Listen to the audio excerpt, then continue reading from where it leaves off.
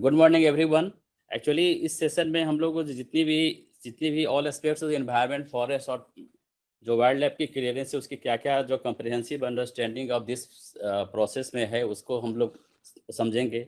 Our goal is to equip with the knowledge, tools and confidence to navigate this clearance effectively. और इसमें हमने जो इस session को सर डिफरेंट स्ट्रक्चर में इसे बांटा है, जिससे सर डिफरेंट लोग सर उसको प्रेजेंट करेंगे। मैं प्रेजेंट करूँगा, नागेनंदा साहब करेंगे, दीपक सक्सेना साहब करेंगे, मुखोपाध्याय साहब करेंगे। अब कुछ केस स्टडी सर जो ज्वाइंट एडवाइजर जो फील्ड के हैं, उनके हमने जो बेस्ट सिनारियो लिए हैं और जो वर्स्ट सिनारियो को भी सर कंसीडर किया है। सर इसमें स्ट्रक्चर ऑफ द प्रेजेंटेशन ऐसे है कि what are the applicable statute sir, sequence of the clearances, EIA notification 2006 and environment clearance. Environment clearance process और उसकी क्या फ्लो चार्ट है। एनवायरमेंट क्लियरेंस एक interface with the Parivesh portal 2, जिसमें क्या क्या इशूज आ रही है, क्या इशूज आ रही है, प्लस सिगमेंटेशन कमेटी की जो रिपोर्ट आई है ऑनरेबल सुप्रीम कोर्ट की, उसके हिसाब से क्या रिक्वायर्ड एक्शन है वो हम भी बताएंगे sir. Steps for seeking forest clearance it is interface with Parivesh 2 forest clearance के रिगार्ड में। फॉरेस्ट क्लियरेंस की प्रोसेस और उसकी फ्लो चार्ट में क्या क्या चीज़ है, कहाँ पर क्या रिक्वायरमेंट है वो बताएंगे sir. Documentation of submission of the forest clearance, क्या क्या चीज डॉक्यूमेंट सबमिट करनी है। With regard to sir DGPS जो मैप है फॉरेस्ट एरिया एंड द जो हमारी कंपल्सरी अफोर्सेशन के लैंड में जिसमें इशूज आती है, उसके बारे में सर चर्चा करेंगे। KML फाइल है सर, और issues of the essential detail sort जो EDS है, जिसके बारे में जिसके लिए हमारी सारी जो टू एंड फ्रो होती है, उसके बारे में सर बताएंगे सर। लेटेस्ट डेवलपमेंट जो अभी जो DFL और नॉन फॉरेस्ट लैंड के रिगार्ड में जो हुई है 20 सितंबर को जो सर्कुलर निकली है MOEF से, उसके बारे में सर। नेक्स्ट इसमें सर जो हमारे issues with the Parivesh and the EDS के रिगार्ड में है वो हमने सर किया है। Collaboration with the IT division sir Deepak Sena साहब के हिसाब से जो भी है ये बताएंगे सर उसमें क्या क्या जो इशूज है। और कुछ केस स्टडीज है भोपाल के लिए है सर, जम्मू के लिए है, राजस्थान की, और कुछ वाइल्ड लाइफ की जो सिचुएशन है कहाँ जब राजस्थान में हुई है, कुछ और प्रोजेक्ट की है, वो डॉक्टर मुखोपाध्याय बताएंगे सर। तो इसी तरह से सब हमने लिया है सर। फिर हमने सर जितने भी पेंडेंसी स्टेटस है उसके बारे में किया है, और वे फॉरवर्ड क्या होगी क्या नहीं उसके बारे में किया है। Now over to Dr. Nanda. Sir, I start with my presentation with the salutation of मुझसे बुरा ना कोई। आपने बिल्कुल सही बोला। और इस आज के presentation में we have taken a 360-degree view. We are covering both the shortcomings which NHAI has and also success story which NHAI has undertaken in the process of securing very, very timely clearances in a minimum possible time. And also worst case scenarios wherein we have far exceeded the statutory or the desired time limits which are there to be adhered to. So since I had said that we are covering the 360 view, so I'm just shortly touching what are the applicable statutes. The first and the foremost is Environment Protection Act, rules framed thereunder, and also 2006 EIA notification, which prescribes the process of environment clearance. Second is one संरक्षण एवं संवर्धन अधिनियम, जो कि English के अंदर forest conservation act 1980 के नाम से जाना जाता है, and rules frame thereunder for seeking forest clearance for in the cases where there is a diversion of forest land. Third is Wildlife Protection Act. This is in conjunction with the Wildlife in the Forest Conservation Act, जिसके अंदर वो the roads which are passing through the protected areas or eco-sensitive zone or otherwise ecological fragile area will be covering that sector. Next, please.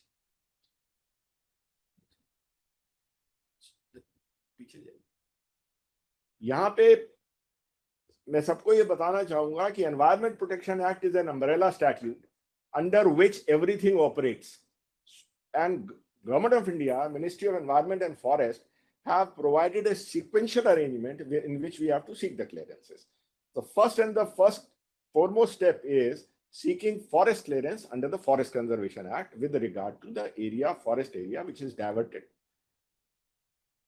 And if that area also has a encumbrance of wildlife area, protected area, eco-sensitive zone or ecological fragile area like Western Ghats, etc., or Mathiran, etc., or TTZ, etc., then there is some additional protocols and due diligences which are required. And third is in the sequence is the environment clearance under the Environment Protection Act. I want to make it clear that these all clearances are to proceed in parallel, but they are awarded in a sequential manner, meaning thereby, first we have to obtain forest clearance. Second is, which is closely linked, is wildlife protection. Third is environment clearance under the Environment Protection Act, which is an overarching umbrella legislation. Next, please. यहाँ पे, if you see this entails a very quick recapitulation of the clearance process. Go to the homepage of Parivesh, we log in, there is a dashboard, we have to add a project, we have to fill the common application form, we have to undertake the due diligences required for project clearances, and we get the clearance. This is a very, very simplistic snapshot.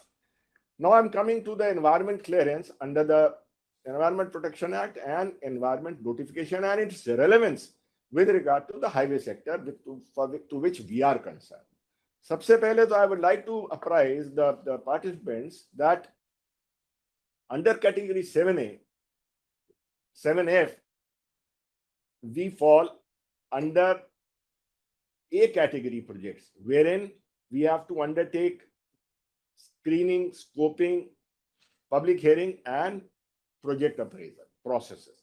I'll not go into the details of those because that, of course, I'll be passing through, but I'll not be explaining in detail. यहाँ पे मैं बताना चाहूँगा all the greenfield highway projects are covered under the domain of Environment Protection Act, for which we have to seek the environment clearance. Second part is with regard to the brownfield project. Herein, all projects which are more than 100 kilometers and which has additional right of way or land acquisition greater than 40 hectares on the existing alignments or 60 meters on the realignments are covered under the process for seeking the environment clearance. यहाँ पे I will also cover and touch upon a very important Supreme Court case, which is known as segmentation case, wherein NHAI was made party with regard to the projects which are less than 100 kilometers, with an allegation that we are purposefully reducing the threshold limit so as to get through the process or overcome the process of environment clearance. I'll come to that portion. Next, please. यहाँ पे मैं quickly आपको capture करूँगा कि क्या process होता है. सबसे पहले तो the project proponent has to prepare the terms of reference of the project which is being undertaken, submit it to the Ministry of Environment and Forest, where there is an expert appraisal committee which undertakes the due diligence, directs the project, approves the TORs, direct the project proponent to prepare the EIA, undertake the EIA. EIA is environmental impact assessment. When the impacts are assessed, then the environment management plan is prepared. This environment management plan and EIA document is subject to public hearing by the district administration. Once it is through, then it goes back to the Environment and Forest Ministry, which undertakes the due diligence, approves the EMP and EIA, grant the environment clearance. And once the environment clearance is granted, the environment management plan is to be implemented in letter and spirit and is to be uploaded on the MOEF portal on every 6 monthly basis. This is a mandatory requirement, and there is a CAG observation with regard to that. I'll be covering that aspect later. Next, please. यहाँ पे with the incoming of Parivesh 2, Parivesh is our local environment. Jam, it is both inside environment and outside environment. It's a Hindi word, and the Ministry of Environment and Forest have very beautifully captured, and it is an acronym for proactive, responsive felicitation by interactive and virtuous environmental single window hub Parivesh. We have provided the link. इस पे link पे जब click करते हैं तो ये portal अभी नहीं जाएगी, पीछे जाएगी, ये पोर्टल खुलता है, और इस पोर्टल की परिवेश 2 की ब्यूटी है it is a composite portal wherein environment, forest, wildlife, CRZ, all and everything is attended to in this particular. In the present slide, I'll just be focusing on the environment portion. सबसे पहले user ID password उसके हम आगे जाएंगे. Since in the beginning I mentioned that today we are taking a 360 view, cradle to grave approach, covering anything and everything which is there, including our shortcomings. तो सबसे पहले तो यूजर आईडी पासवर्ड क्रिएट होता है, common application form भरता है. वो application form भरा जाता है जो कि एनवायरमेंट क्लियरेंस से रिलेटेड है. And then as I explained to you in the earlier slide, the TORs are approved, the EIA is mandated, EMP is prepared. Next, please. This gives a very beautiful, flow chart in which the whole process involved, starting with the application for TOR, due diligence at the MOEF level for approval, in which cases there is no requirement of TOR. In the cases where there is a requirement of TOR, when it is approved, then the project proponent gets the approval and prepares the EIA, undertakes the EMP, subject that EIA and EMP for public scrutiny and public hearing. Then we apply again to the MOEF formally for seeking the environment clearance. After due diligence, the environment clearance is issued by the expert appraisal committee. I'll not go into the composition of the expert appraisal committee. Our field functionaries and other people, including the forest personnel who are with us, they all know about it. And when we get the environment clearance, we also get the environment management plan approved. Then the process of implementation of environment management plan starts. Here I want to add a very important. Now we are under the public scrutiny. There is a recent case of Jammu wherein a litigation, we have an activist has filed a petition in National Green Tribunal asking us about the implementation of the environment management. I'll come to that portion, but I'm just flagging this issue. We have to be very careful in terms of documenting all the works. We are doing all good works, but we are very poor in documenting. We have to document so that whenever there is a court case, we are able to apprise the court the good work which we have done. It's not just we are just seeking the environment clearance. The allegation onto us is कि हम लोग environment clearance ले लेते हैं और सो जाते हैं. ऐसा नहीं है साहब. There are processes in NHAI where an environment clearance is taken, environment management plan is prepared, and environment management plan is implemented. The shortcoming is we are not documenting the data and presenting it. Next, please. इस सारे process के अंदर there are certain surveys जो कि जरूरी होते हैं, जो कि expert appraisal committee mandates us to undertake. That is socio-economic survey, tree enumeration and biodiversity survey, assessment of land environment, air environment, water environment, biodiversity. When all these things are assessed, naturally the impact assessment is undertaken. On the basis when the assessment is undertaken, in order to mitigate the risk, because every action which we take has a risk component, because somewhere we are disturbing the environment.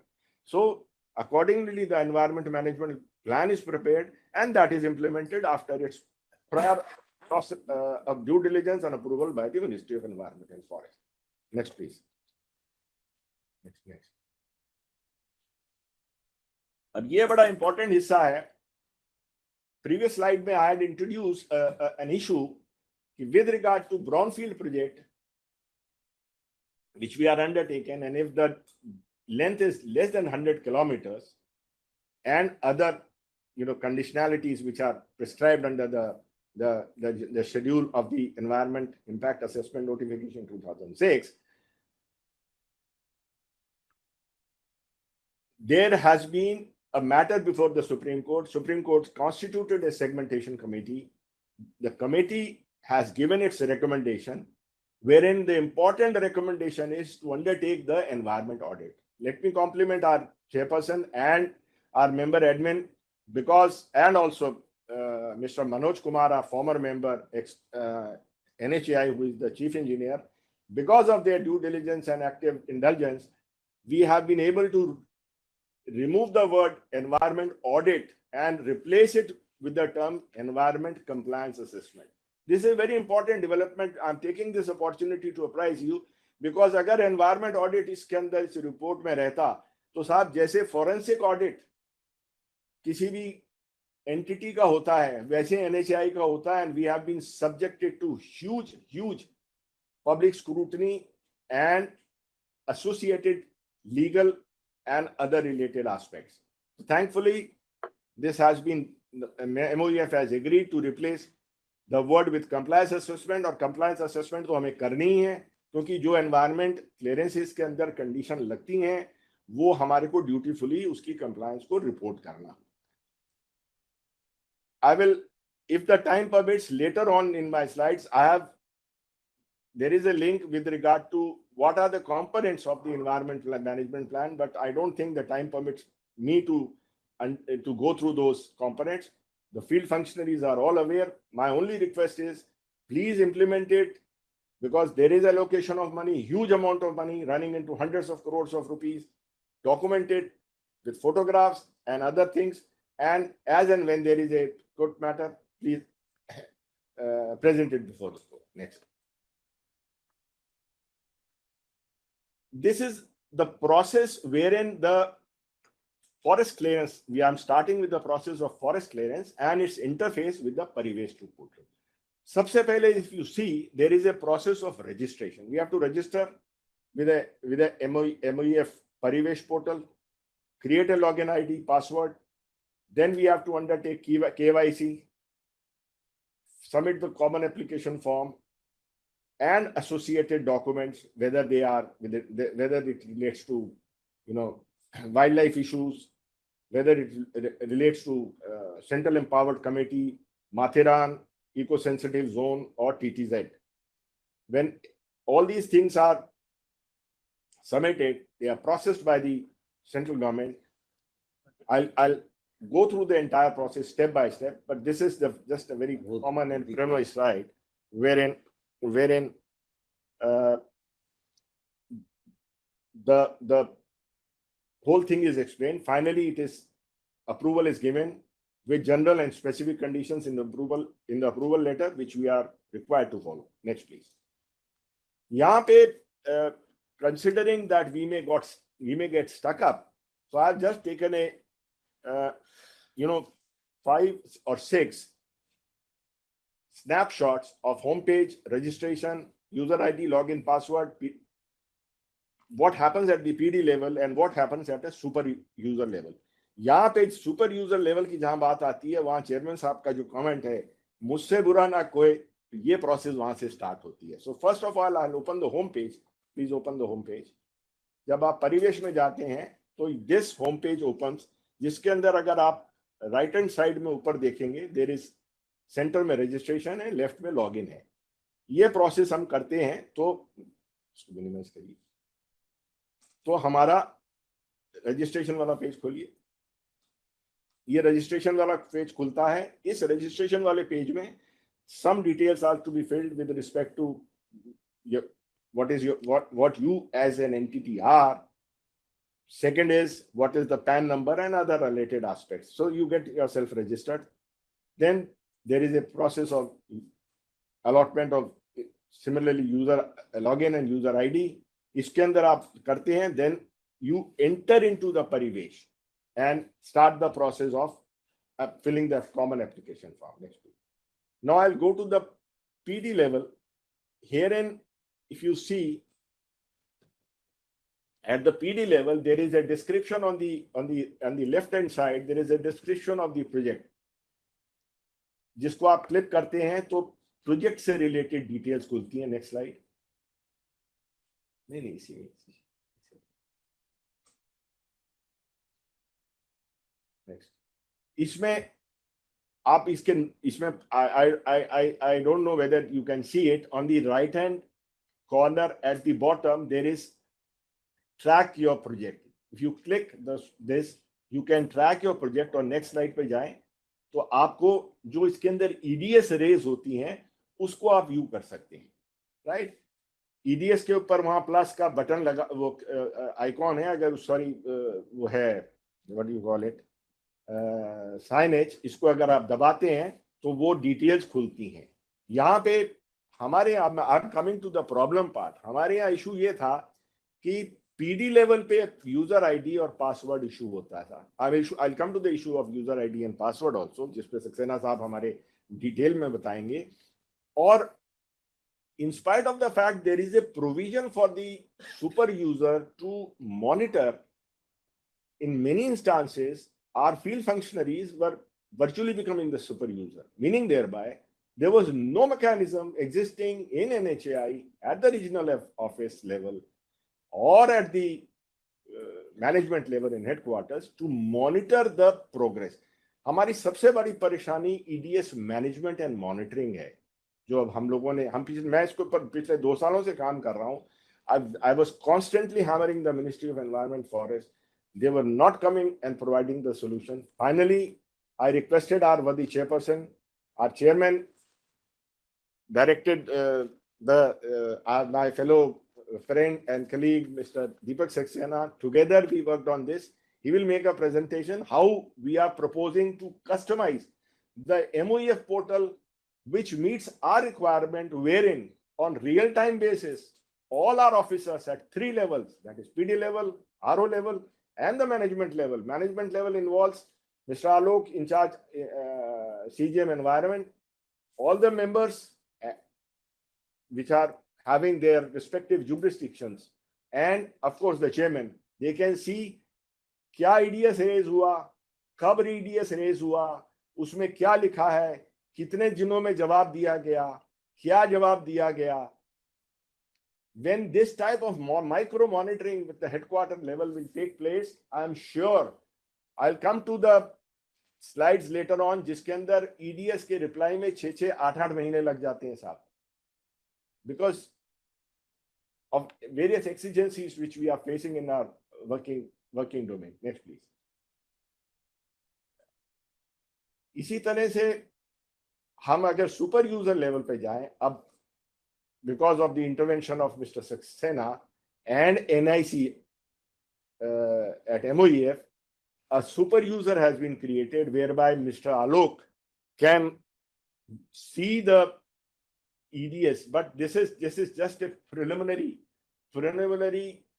entrance into the problem tree, and certainly we have a long path to traverse in terms of creating a dashboard जिसमें मेरी अगर EDS एक particular दिनों से ज्यादा pending होती है तो उसमें येलो कलर दिखे, उससे ज्यादा दिन पेंडेंसी रह जाती है तो ऑरेंज दिखे, और अगर पेंडेंसी की सारी थ्रेशोल्ड पार हो जाते हैं तो वो कलर ग्रीन दिखे. वो मेरे मैनेजमेंट को इंडिकेट करेगा कि something is wrong, some intervention is required, because with respect to NHAI, both land acquisition process and the clearance process, they are at the cutting edge. Unless these two things fall in place, we cannot move further. Next, please. Next slide.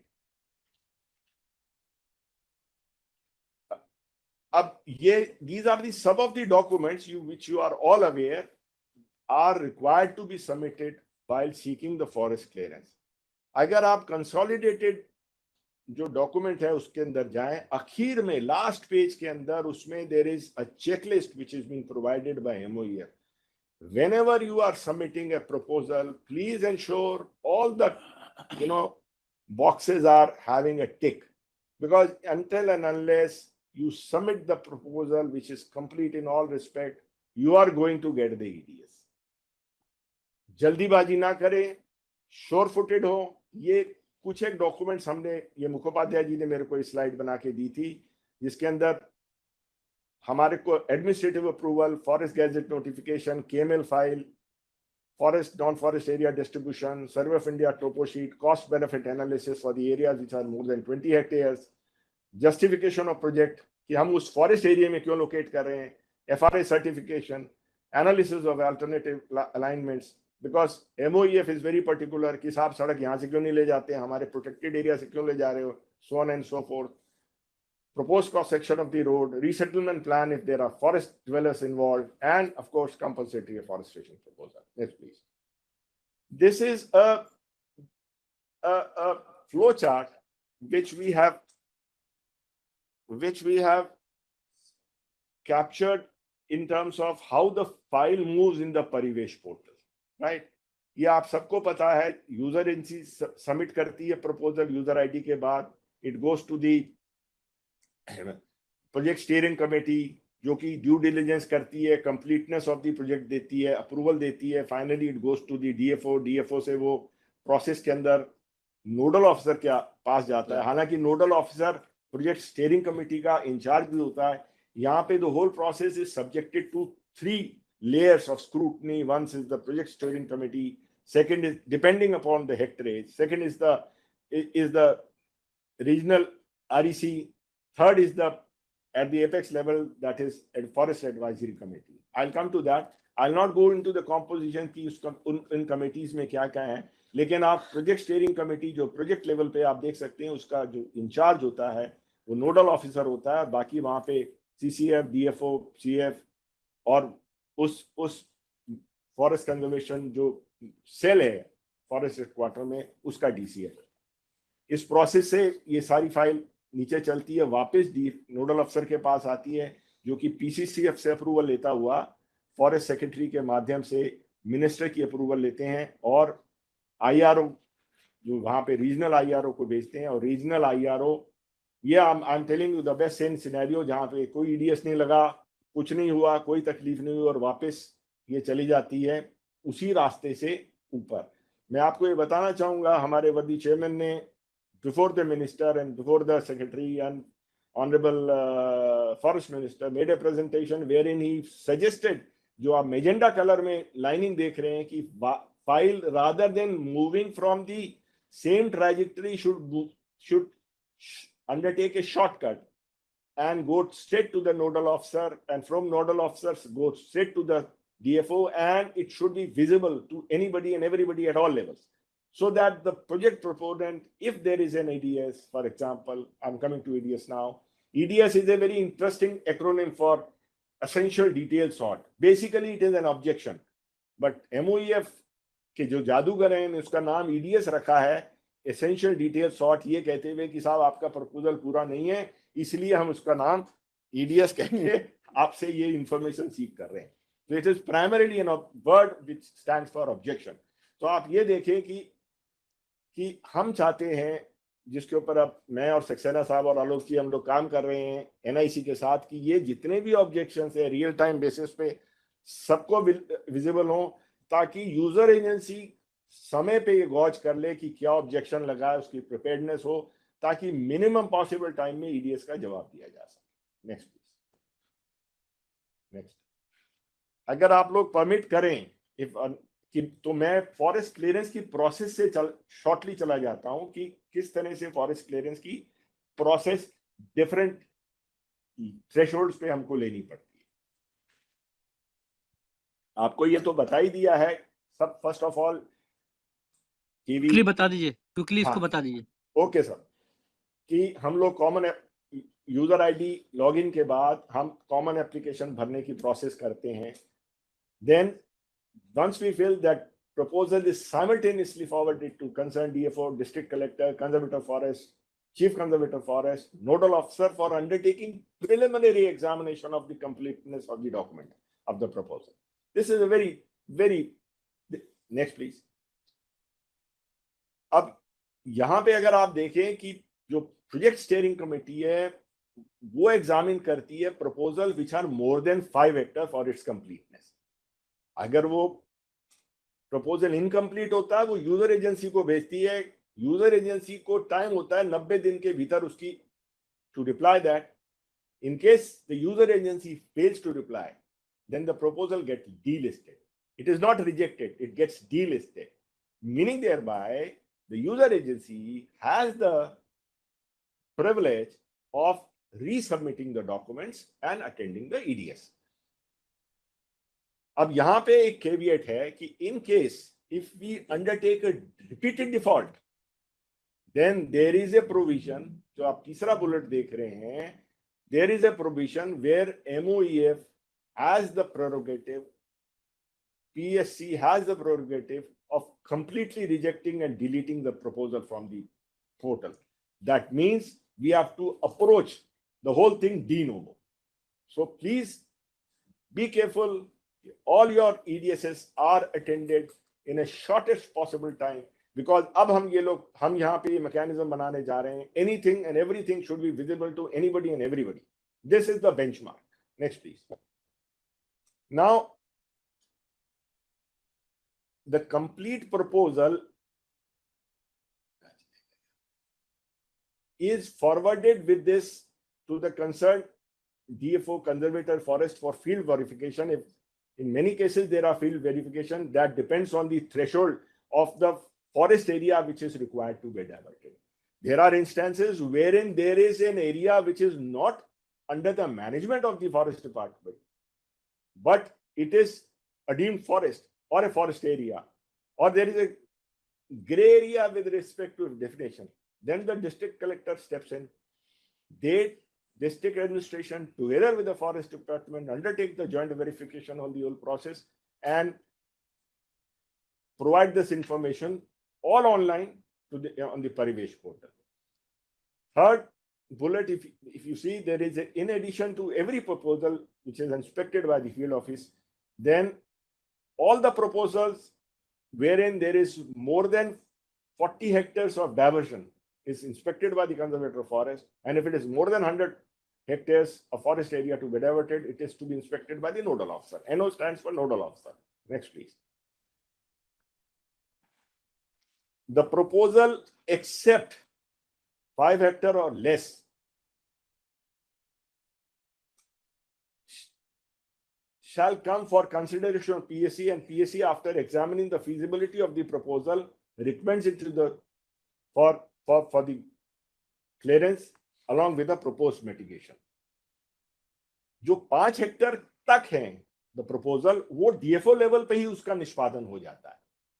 DFO उसको directly evaluate करते हैं, due diligence करके उसको nodal अफसर को forward करते हैं, along nodal अफसर उसको स्टेट गवर्नमेंट को भेजता है, और with if it meets the requirement और उसकी clearance accordingly मिल जाती है. But the proposals which are more than 5 hectares, the nodal officer forwards the same to the state government through PCCS on the recommendation of the project steering committee, as I narrated earlier, and the same is forwarded to the integrated regional office of MOEF for according the clearance. Next, please. When the state government agrees, the proposal, in principle, the proposal is forwarded to the central government. अब यहाँ पे regime आता है IRO MOEF का. All proposals up to 5 hectares for their, all proposal on forest land up to 5 hectares for its completeness, and after due diligence may grant in principle approval or rejection by recording the reason. All linear projects जो कि 5 hectare से ज्यादा हैं और crop density up to 7 hectares हैं, 5 hectare से 40 hectare के proposal जो है IRO ऑफिस रीजनल लेवल पे हैंडल होते हैं, और उसकी ड्यू डिलिजेंस REC द्वारा करी जाती है, जिसका in charge there is a expert committee of expert जिसके in charge deputy director general MOEF का होते हैं, वो इसकी ड्यू डिलिजेंस करती है. Next please. I am quickly running through. अब आता है MOEF लेवल के ऊपर चीजों का ड्यू डिलिजेंस. ऑल प्रपोजल्स जहां पे साइट इंस्पेक्शन रिक्वायर्ड है, जैसे मैंने प्रीवियस स्लाइड में बताया, वो साइट इंस्पेक्शन रिपोर्ट, ये सारी की सारी चीजें डॉक्यूमेंट के साथ फॉरेस्ट एडवाइजरी कमेटी जो कि एपेक्स लेवल पे है, जो कि DG जिसको हेड करते हैं उसके पास जाती है, वो इस सारी चीजों को एग्जामिन करती है उस मीटिंग के अंदर, and in principle approval is granted. Next please. After the in principle approval is granted, we have to undertake the calculation of levies with regard to NPV, CA, cost of wildlife management plan, soil and conservation management plan, etc., etc. We have to submit it to seek the working permission so that we can start the work in the field. यहाँ तक हमारी जो NHAI के लिए important sector है वो ये रहता है up to this point. Of course, final approval is important, wherein we are required to provide all documentary evidence and the same process as I explained earlier. I'm not going to the flow chart of the final approval, but हमारे को तो main focus working permission और working permission 1 साल के लिए होती है. We have to ensure that ये सारी due diligence हम final approval लेने के लिए साथ-साथ follow करें. Next please. I now request Dr. Mukhopadhyay to I'll give some rest to my vocal cords and request Dr. Mukhopadhyay to take over from here. Sir, good morning, sir. Already our advisor, sir, and chairman, sir, Alok Dipankar, sir, already mentioned everything. But whatever experience I gathered in NHA, I am really grateful. All the members, chairman, I worked with them and CGMs last 20 years. So first we have to own the project. Till date, we have a very in a Dada, come scenario. to the point. Ah. Come to the point. Time limited. Come to the point. Sir, so these are the very specific DGPS where more than 90% proposal we doing some mistake. That mistake we have to submit the DGPS as a polygon in nature. That's why I mentioned how generally we are submitting the proposal as a linear KML file. Whatever the alignment KML, that we are submitting, but it has to be polygon in nature. So that through the DSS analysis, digitized support system analysis, can tell how much forest area, how much non-forest area, what is the water body, what is any eco-fragile area, that's why requirement. So this is the correct map which we have to upload. It is a common EDS. More than 90% proposal. Go to the next slide, please. So this is the preparation of SAFE file, because we have to submit all together 4 types of map when we are submitting our proposal, because as per the checklist of part 1, and in case of wildlife, there should be part 1 plus part 2. It is the liability of the user agency. Kindly see on the right hand side that green color is the forest boundary through which we are going to an alignment, and the green part we are likely to be diverted for the development of the project. So for that reason, the KML, that is SAFE file, should be like this. So it can seen all by expert during appraisal our project, how much extent of forest land we are going to diverting, and whether that forest part is going to bifurcate or what kind of measures has to be introduced there, then they can decide. Go to the next, please. This is the most important thing, is the alignment selection, sir, because it has to be start. The statutory clearance is start from the planning stage. That is which, as on today, we are lagging very much, because when we are choosing the alignment, we have to first consider the viability. And viability is depends on the administrative, topography, technical, social, ecological, all applicable, what kind of applicable statutory clearances. So finally, it is the financial, definitely.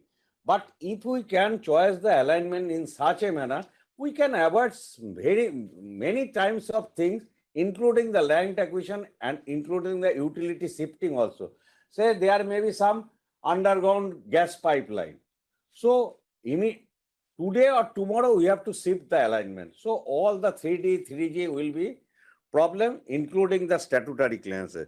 Similarly, for the alignment selection, we have an option. When it is a green field, we have a various option.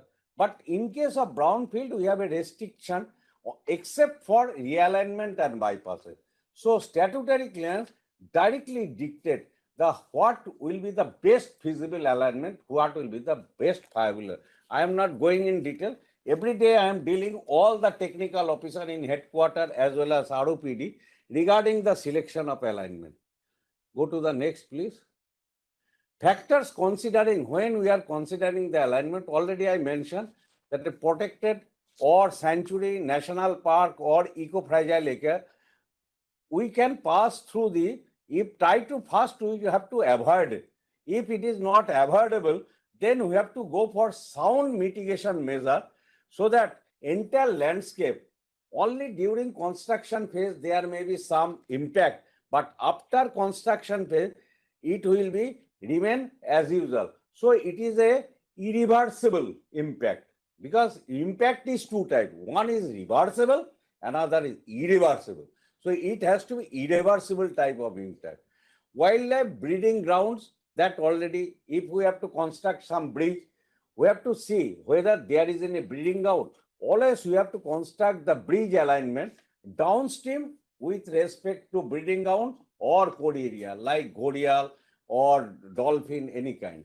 Then the archaeological structure, that is monument. As per the 2010 Act, already we are aware, like Taj Mahal, any activity within the 50 kilometer, so we have to obtain the permission. I am not speaking about the forest clearance. Even the for fail a single tree from any private or government land, we have to move, submit the interlocutory application before the Supreme Court. We have to obtain the permission and so on, so on. So another cost, that is coastal area.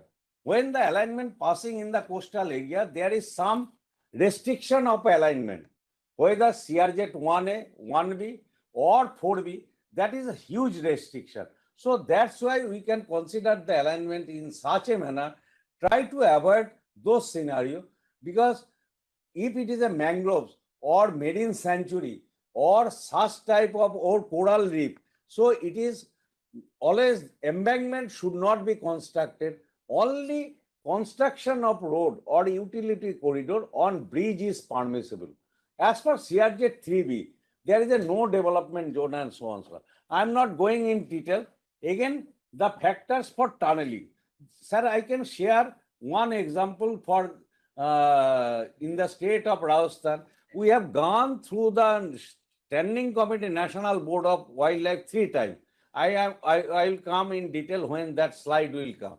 Then the geology, strata, water bodies, everything. Because all these are should be. Now the general EDS, I am not able to read anything. मोटा मोटा बता दीजिए। Sir, may I? ये लो, ये ले लीजिए, ये ले लो। Sir. I'm not able to read. It's a very, I don't know whether you are able to read. Already I mentioned there is a always lagging in the submitting the KML file. That exact proper KML and polygon file has to be.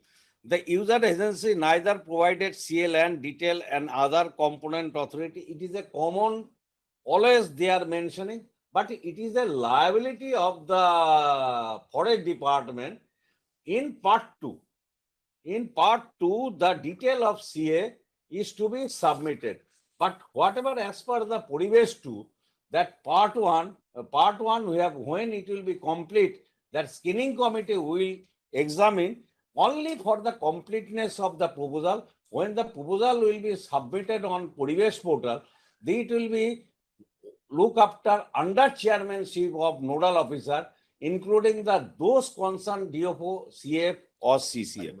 So the map 10 kilometer radius showing protected area, because always we are doing some mistake for this type of map. If any alignment in around the protected area, the protected area has to be marked, that core area that up to the boundary as a red mark, then you have to mark as a ESZ. If it is a notified, you can notify ESZ, it may be 2 meter, it may be 1 meter, it may be 9 kilometer.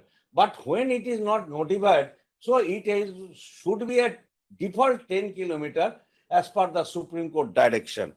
Then the detail of employment, always we are missing, because for construction there is two kinds of. Sir. Whether proposal seeking prior approval of the central government, because when we are, especially we are facing this problem, especially on the brownfield project, because project is already exist. So whether any land has been diverted after 1980, so that proportionate we never mention. This is a common mistake. for brownfield project. Then the current proposal user agency not provided in regarding approach road or area from the forest area. Generally, we are not giving any approach road or service road, especially when we are going through the forest area. Selection of forest area work is inevitable, mandatory. So that's why. Now I am coming to the main point, again the alignment. When any statutory clearances require 3 options, and with the option, we are forgetting to submit the what are the benefits, that is the pros and cons of these 3 options. No DPR consultant are submitting the detail for the 3 options. It is a common mistake, whether it is a FC, whether it is a EC, whether it is a wildlife. Then the wildlife clearances required approval, grant clearances, project passing through PA, elephant corridor. This is almost every month I am facing some trouble. Our field functionaries are giving trouble. They are asking, insisting, you have to submit the wildlife proposal. Even though for that elephant corridor, there is no legal sanctity for elephant corridor, except the tiger corridor under 3801G. So no wildlife clearances is required if the project activity outside the boundary, because ESZ clearance is required under Environment Protection Act. This will not come under WPA 1972. So that's why that map is very, very essential. Wildlife clearance is required, grant that already I mentioned. Detailed blasting technology. This is very, very essential. Even though for the KEMUR, right now I insisting the SA infrastructure. When you done the geophysical and geotechnical survey, why not giving the impact zone? What will be the impact zone? What will be the vibration? I have done such type of model in the state of Jammu Kashmir and Himachal Pradesh. Whenever we are going, selecting any tunnel alignment, what type of technology, what will be, whether it is a control blasting, if it is a control blasting, how much chemicals will be used, what will be the drilling area. So these are, and major issue is the mock disposal. So what can, because anything under the surface neath in forest area, it is a forest produce. So whenever that type of material may come, so there should be paid the liability as a royalty for the forest people to deposit the royalty with the forest department. It is a common mistake for NHEI. I am submitting. These are the general mistake every time we are finding in the forest diversion proposal. Now, when we are submitting the forest diversion. Now I take over from Dr. Mukhopadhyay. Sir. ये जो doctor Mukhopadhyay ने 20 आपको issues बताए, ये 20 की जगह 50 हैं. I have the list of 50. Yes. And interestingly, these 50 mistakes are repeated again and again, despite headquarter hammering this issue ki sahab, whenever you are submitting a proposal, this is the checklist, please ensure. ये आप लोगों को बहुत जरूरी है checklist को follow. Nanda साहब, ये जो आपने कमियां दिखाई हैं, इसको एक तो दोनों ग्रुप है, एक आपका एनवायरमेंट का ग्रुप है, टीम का ग्रुप है. जी. इन दोनों ग्रुप पे डाल दो और हेडक्वार्टर के ग्रुप पे भी डाल दो. और एक जो है ना, जो डीपीआर कंसल्टेंट, इन डीपीआर कंसल्टेंट के साथ एक बहुत जल्दी एक मीटिंग करके उनसे भी यार ये उनको ही समझा, because PD and RO basically depend on them सारा कुछ बनाने के लिए, सब कुछ करने के लिए प्रैक्टिकली. तो उनकी कैपेसिटी बिल्ड कर दो कि क्या कमियां आप करते हो और ये कमियां, इसको वो how to get over it. ठीक है सर. अब यहाँ पे एक छोटा सा एनेक्डोट बताना चाहूंगा कि क्रिकेट के अंदर हम लोग फील्ड प्लेसिंग करते हैं और फिर भी वो फील्ड प्लेसिंग इस बेसिस पे होती है कि जहां बॉल जाने की मैक्सिमम संभावना होती है, लेकिन फिर भी जो बैट्समैन है वो उस फील्ड पे कैच उछाल देता है या विकेट गंवा देता है. That is the major. तो दिस इज द ईडीएस. हमारे को अपने को ईडीएस ना मिले, उसके लिए हमारे को ईडीएस मिटिगेशन प्लान जो 50 आइटम्स और 20 आइटम्स का है, उसको लेटर एंड स्पिरिट में फॉलो करना है ताकि ईडीएस मैनेजमेंट हमारा स्ट्रांग हो. Now I am coming to a very interesting scenario. अब प्रॉब्लम जो जहां से चेयरमैन साहब ने हमारा आज का मॉर्निंग डिस्कशन शुरू किया था, I will go to this link, दबाइए जरा, इशू ऑफ, अब हम जब इस ईडीएस के इशू को सॉल्व करने के लिए हम लोगों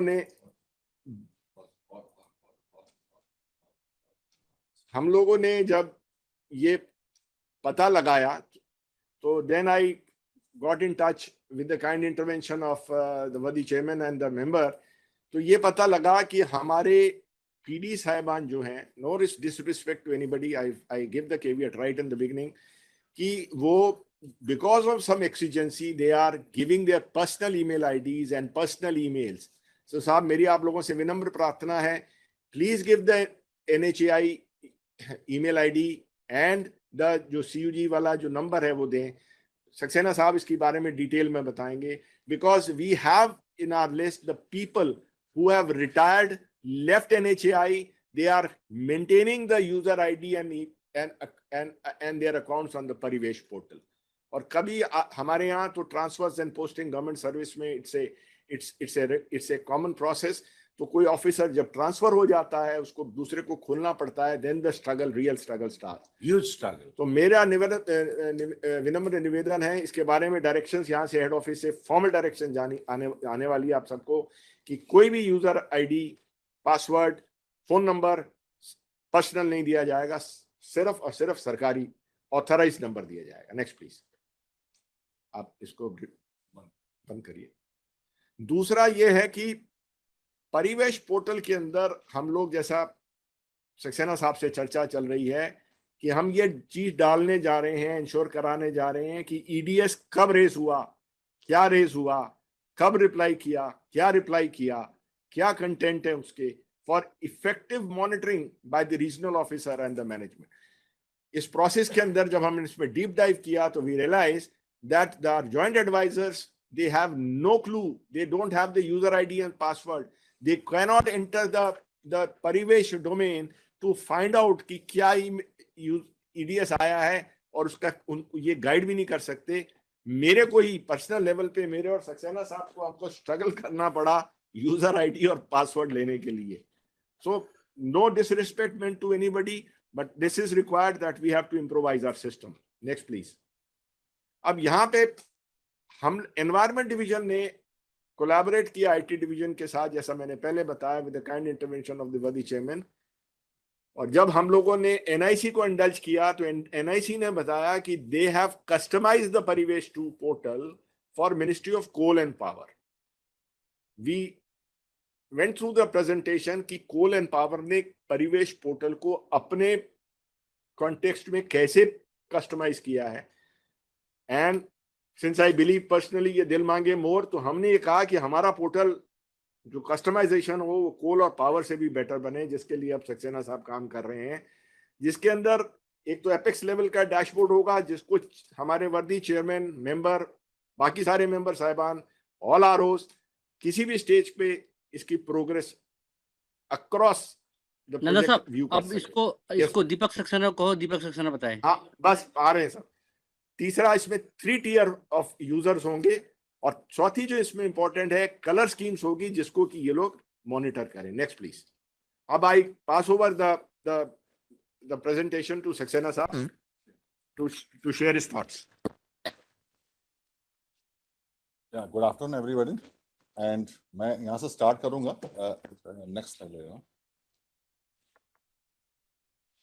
परिवेश पोर्टल के बारे में सर ने ऑलरेडी काफी चर्चा कर दी है, तो मैं अब इसकी फंक्शनलिटी पे जाता हूँ। नेक्स्ट पे। हो क्या रहा है सर, एक तो ये जो क्लियरेंसेस है, फॉरेस्ट क्लियरेंस है, एनवायरमेंटल क्लियरेंस है, ऑलरेडी इतना कॉम्प्लेक्स प्रोसेस है जो हमने वर्क फ्लो में देख लिया। और पोर्टल कोई भी बनाया जाता है तो इसलिए बनाया जाता है कि चीजें आसान हो जाए, लेकिन हमने ये देखा कि परिवेश पोर्टल में छोटी छोटी मिस्टेक्स की वजह से चीजें आसान होने के बजाय और कॉम्प्लेक्स होती चली गई। अब कैसे कॉम्प्लेक्स हुई, ये अननोइंगली या अननोइंगली कैसे हुआ, तो सबसे पहले देखा जाए कि परिवेश पोर्टल का जो एक्सेस है वो केवल पीडीज के पास ही रेस्ट्रिक्टेड है, किसी भी सेकंड लेवल ऑफिसर के पास उसकी कोई एक्सेस नहीं है। फॉर एग्जांपल, आरओ देखना चाहे या हेडक्वार्टर देखना चाहे नहीं कर सकते। There is 1-to-1 correspondence between a PD and the Parivesh portal. अब होता क्या है कि मिनिस्ट्री ऑफ एनवायरनमेंट से कोई चिट्ठी आ रही है या कोई कम्युनिकेशन आ रहा है तो सीधा सीधा पीडी को आएगा, और पीडी से अगर मिस हो गया तो किसी को पता नहीं चलेगा। पहला कॉम्प्लेक्स। दूसरा है कि बहुत से लोगों ने जो परिवेश पोर्टल पे अकाउंट बनाया वो खुद नहीं बनाया, डीपीआर कंसल्टेंट या किसी को बोल दिया कि मेरे बिहाफ पे बना दो। उसने क्या किया, अपनी जीमेल आईडी डाल दी और एक मोबाइल नंबर पीडी का ले लिया, वही पर्सनल मोबाइल नंबर। सीयूजी दिखा, चलो मैं मानता हूँ कि अभी रिसेंटली डेवलप हुआ है एनएचआई में, बट लोगों ने जीमेल डाली और पर्सनल नंबर डाल दिया। अब क्या हुआ कि जो जीमेल आ रही है वो डीपीआर कंसल्टेंट को आ रही है, अगर वो काम कर रहा है तो। अगर वो डिमोलाइज हो गया तो फिर तो भगवान मालिक है उसका। लेकिन अगर डीपीआर कंसल्टेंट काम ऑलरेडी काम कर रहा है तो ईडीएस जो रेज होके आ रहे हैं वो जीमेल पे आ रहे हैं और डीपीआर वाले को मिल रहे हैं, पीडी को भी पता नहीं अब तो। और पहले हेडक्वार्टर को नहीं पता था, आरओ को नहीं पता था, अब पीडी भी बाहर हो गया। सिर्फ डीपीआर कंसल्टेंट को आ रहे हैं, और उसमें जो मोबाइल नंबर है उस पर केवल 4 लाइन का नोटिफिकेशन आता है कि EDS has been raised on proposal number so and so, kindly see your email. बस इतना ही होता है। अब ईमेल के देखने के लिए PD is dependent on DPR consultant, क्योंकि उसने अकाउंट उससे बनवाया था। इसके अलावा एक और भी समस्या और दिखी जो हमने पिछली वाली स्लाइड में भी अभी देखा था, जहां पे फॉर एग्जांपल मान लीजिए एक पीडी था एक पीआईयू में, उसने एक अकाउंट बनाया और उसने एक प्रोजेक्ट को प्रोपोनेंट की तरह उसमें पोर्टल पे चढ़ाया, कुछ समय बाद उसका ट्रांसफर हो गया। दूसरा पीडी आया, उसने नोइंगली अननोइंगली दूसरा अकाउंट बना लिया, दूसरा अकाउंट बनाया और दूसरा प्रोजेक्ट भी चढ़ा दिया प्रवेश के ऊपर, उसको भी प्रपोजल उसने क्लियरेंस मांगने के लिए। अब क्या हुआ, पीआईयू सेम है, प्रोजेक्ट दोनों उसी पीआईयू के अंदर हैं, लेकिन दोनों के प्रोजेक्ट प्रोपोनेंट अलग अलग हो गए बिकॉज उन्होंने यूजर आईडी अलग अलग दे दी। जो पीडी छोड़ के चला गया वो सारी कॉरेस्पॉन्डेंस उसको जा रही है, या उसके डीपीआर कंसल्टेंट को जा रही है, और या फिर मोबाइल पे जा रही है, जिसका मोबाइल पे लोग देखते नहीं है, एसएमएस दे डोंट बॉदर। अब हुआ क्या कि कम्युनिकेशन गैप इतना ज्यादा हो गया कि लोगों को पता ही नहीं चलता था कि मेरी ईडीएस रेज भी हुई है कि नहीं हुई। अगर हो गई है तो कोई अगर याद दिलाएगा तो जवाब जाएगा, नहीं जाएगा तो महीनों महीनों पड़ी रहेगी। अब नेक्स्ट, ये इसका जो ये छोटी समस्या, मतलब कोई बहुत बड़ा टेक्नोलॉजी चैलेंज नहीं है ये, मतलब ओवरसाइट है कह लीजिए या जैसे भी हुआ। प्रॉब्लम क्या होगा, अब delay in submission of proposal भी शुरू हो गया, ईडीएस का रिप्लाई भी डिले होने शुरू हो गए, डुप्लीकेट प्रपोजल क्रिएशन शुरू हो गया। मान लीजिए एक पीडी ने ऑलरेडी प्रपोजल चढ़ा दिया था, दूसरी पीडी आया, उसको पता ही नहीं कि मेरा प्रपोजल अपलोड हुआ भी है, उसने दोबारा चढ़ा दिया। प्रपोजल जो है एसओपी पे कॉन्फॉर्मिटी या चेकलिस्ट के हैं नहीं है, वो भी एक बहुत बड़ी समस्या है, क्योंकि जो उनकी चेकलिस्ट अलग है और ग्रीन हाईवे डिवीजन ने जो चेकलिस्ट दी है वो एक मतलब ड्यू डिलीजेंस के लिए दी हुई है, लेकिन प्रपोजल बिना चेकलिस्ट के जा रहा है, तो इसीलिए ईडीएस भी बहुत ज्यादा रेज हो रही है। और कोई ट्रांसपेरेंसी नहीं है, हेडक्वार्टर में कौन देख रहा है, आरओ में कौन देख रहा है, और कभी कभी तो पीआईयू को भी नहीं पता, जैसा कि मैंने पहले बताया कि वो तो पता तो डीपीआर कंसल्टेंट को पता लगेगा कि ये ईडीएस रेज हुआ है। और रिप्लाईज जो जा रहे हैं उसके जो ईडीएस हैं वो कभी भी ट्रेस नहीं होते थे कि क्या रिप्लाई दिया, उसमें क्या लिखा, वो सही था गलत था, आरओ भी नहीं देख सकता, हेडक्वार्टर तो बिल्कुल भी नहीं देख सकता। नेक्स्ट। तो अब हमने क्या किया है सर कि एक सीयूजी नंबर पहले डेडिकेट किया ग्रीन हाईवे डिवीजन के लिए, जिस पहले हमने सुपर यूजर के ऊपर इंपोज किया। तो होगा क्या कि किसी भी पीआईयू के पास कोई भी एसएमएस अगर आएगा या जाएगा, क्योंकि परिवेश पोर्टल पे कोई भी प्रपोजल अपलोड होता है फर्स्ट टाइम, या उसके ऊपर ईडीएस रेज होती है, या उस ईडीएस के अगेंस्ट कोई रिप्लाई सबमिट होता है, तो एसएमएस जरूर जाता है। उस एसएमएस की कॉपी हमने इस यूजी नंबर पर डाली और ये ग्रीन हाईवे डिवीजन को डेडिकेट कर दिया कि आपके नॉलेज में तुरंत आ जाएगा, इमीडिएटली आ जाएगा कि कुछ ना कुछ एक्टिविटी परिवेश पोर्टल पे हुई है, कहीं ना कहीं से हुई, एनवायरमेंट डिवीजन में आ जाएगा, राइट। दूसरा, एक हमने parivesh@nhi.org एक डेडिकेटेड ईमेल आईडी क्रिएट करी है ग्रीन हाईवे डिवीजन के लिए, और उसमें सिर्फ और सिर्फ वही मेल आएगी जो एमओईएफ से आपकी आदान प्रदान हो रहा है, जो आप ले रहे हो, उसमें फालतू ईमेल नहीं आएगी, नहीं तो इनबॉक्स आपका कलेक्टर में भर जाएगा और काम की मेल आके इधर अपने आप मिस हो जाएगी। तो ये डेडिकेटेड ईमेल आईडी परिवेश की, जो कि डेडिकेटेड है, हमने ग्रीन हाईवे डिवीजन को दी आलोक जी को। ये दोनों ईमेल आईडी, मतलब ये ईमेल आईडी और सीयूजी नंबर को मैंने सुपर यूजर पर मैप कराया।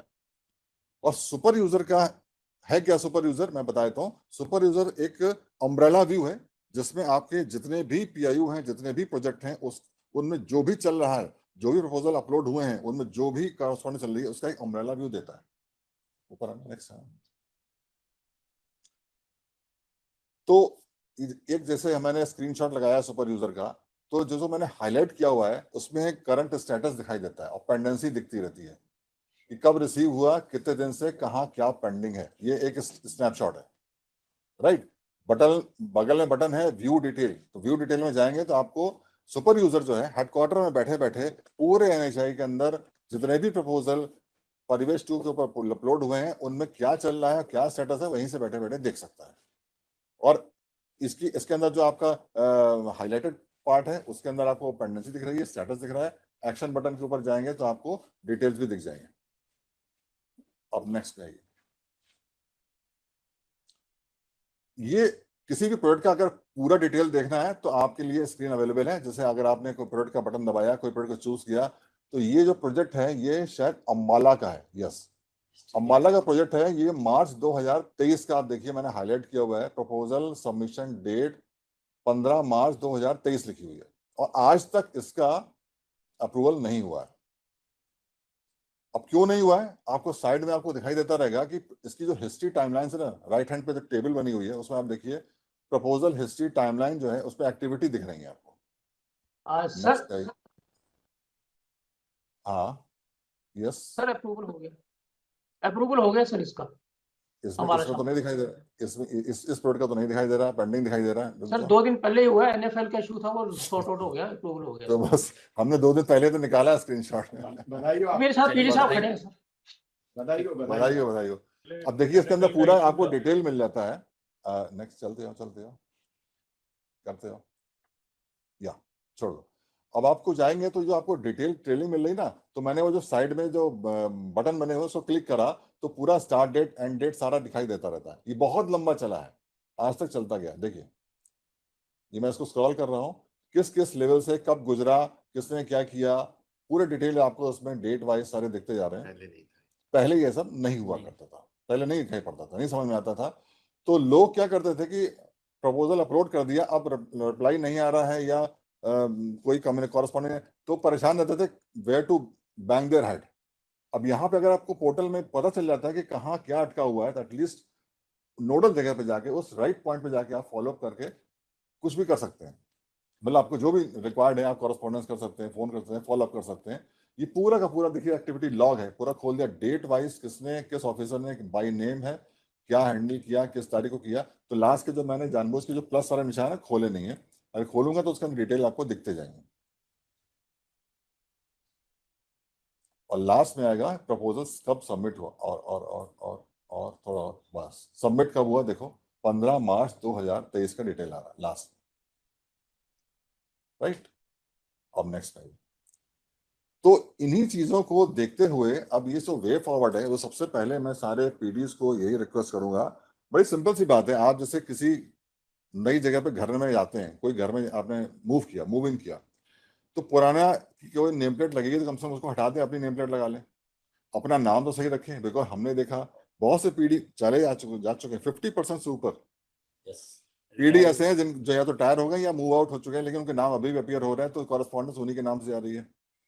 दूसरा, पीआईयू का जो NHI.org ईमेल आईडी है वो ना यूज करके लोगों ने जीमेल आईडी और याहू यूज कर रखा है, तो जो भी कॉरेस्पॉन्डेंस आ रही है वो NHI डोमेन में ही नहीं आ रही। मगर हम अगर NHI में ढूंढना भी चाहें कि कोई ईडीएस आया था, कब आया था, कैसे आया था, तो NHI जो कि NHI.org के अंदर डोमेन में नहीं है, डायरेक्ट जीमेल पे जा रही है, तो कोई ट्रेस नहीं है। और CUG नंबर को स्ट्रिक्टली यूज करें इस काम के लिए, बिकॉज परिवेश पोर्टल पे यदि आपने CUG नंबर और पीआईयू का ईमेल आईडी अगर डाल दिया, जो ऑफिशियल ईमेल आईडी है NHI.org वाला, तो कम से कम इतना तो तैयार हो जाएगा कि जब भी कोई ट्रांसफर पोस्टिंग हो गया आएगा, कभी कोई दिक्कत नहीं आएगी किसी को।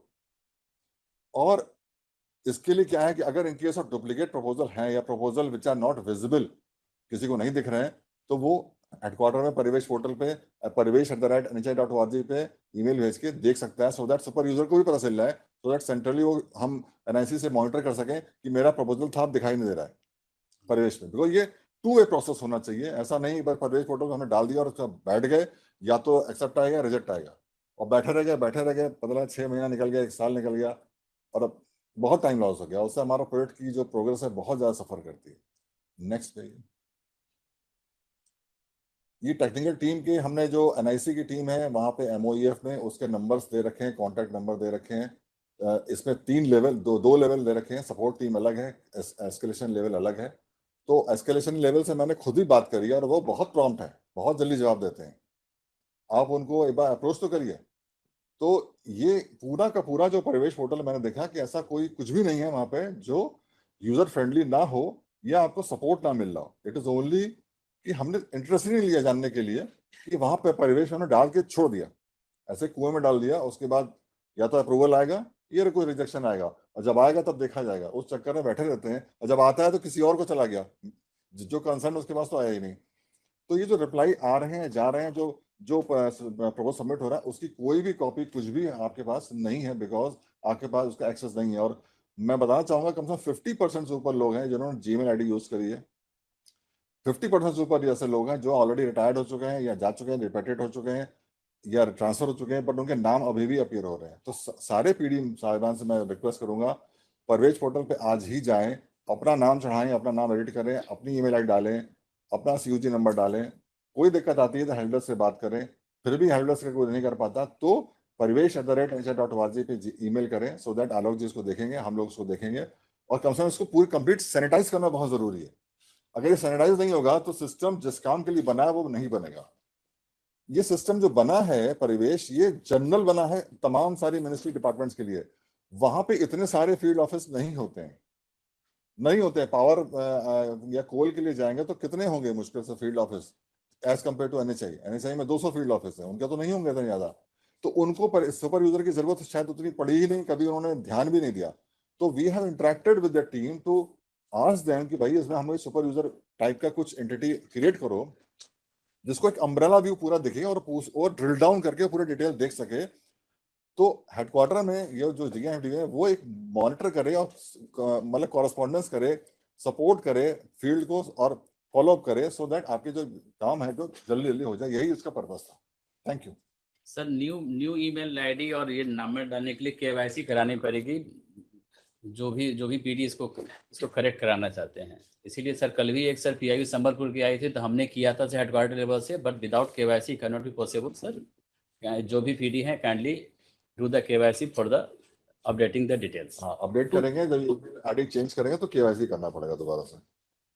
वो कैसे होगा? वो कैसे होगा? परवेश पोर्टल का है सर। अभी सर हमारे इस पोर्टल में sir super user sir 256 proposal दिखाई पड़ रही है सर, जितनी the forest clearance, environment clearance and the wild life clearance sir overall sir. ना सर, हम इसमें थोड़ा सा ऐड करना चाह रहे हैं। ये स्टार्ट मैंने आलोक जी को बोल भी दिया, हमारा जितना पीडी है, आलोक इज नाउ द अथॉरिटी। सारे पीडी को उनको कोई एक प्रोजेक्ट नाम देके जो प्रोजेक्ट का प्रपोजल जमा करना है उसको अलाउ करना पड़ेगा, माने ऐड करना है।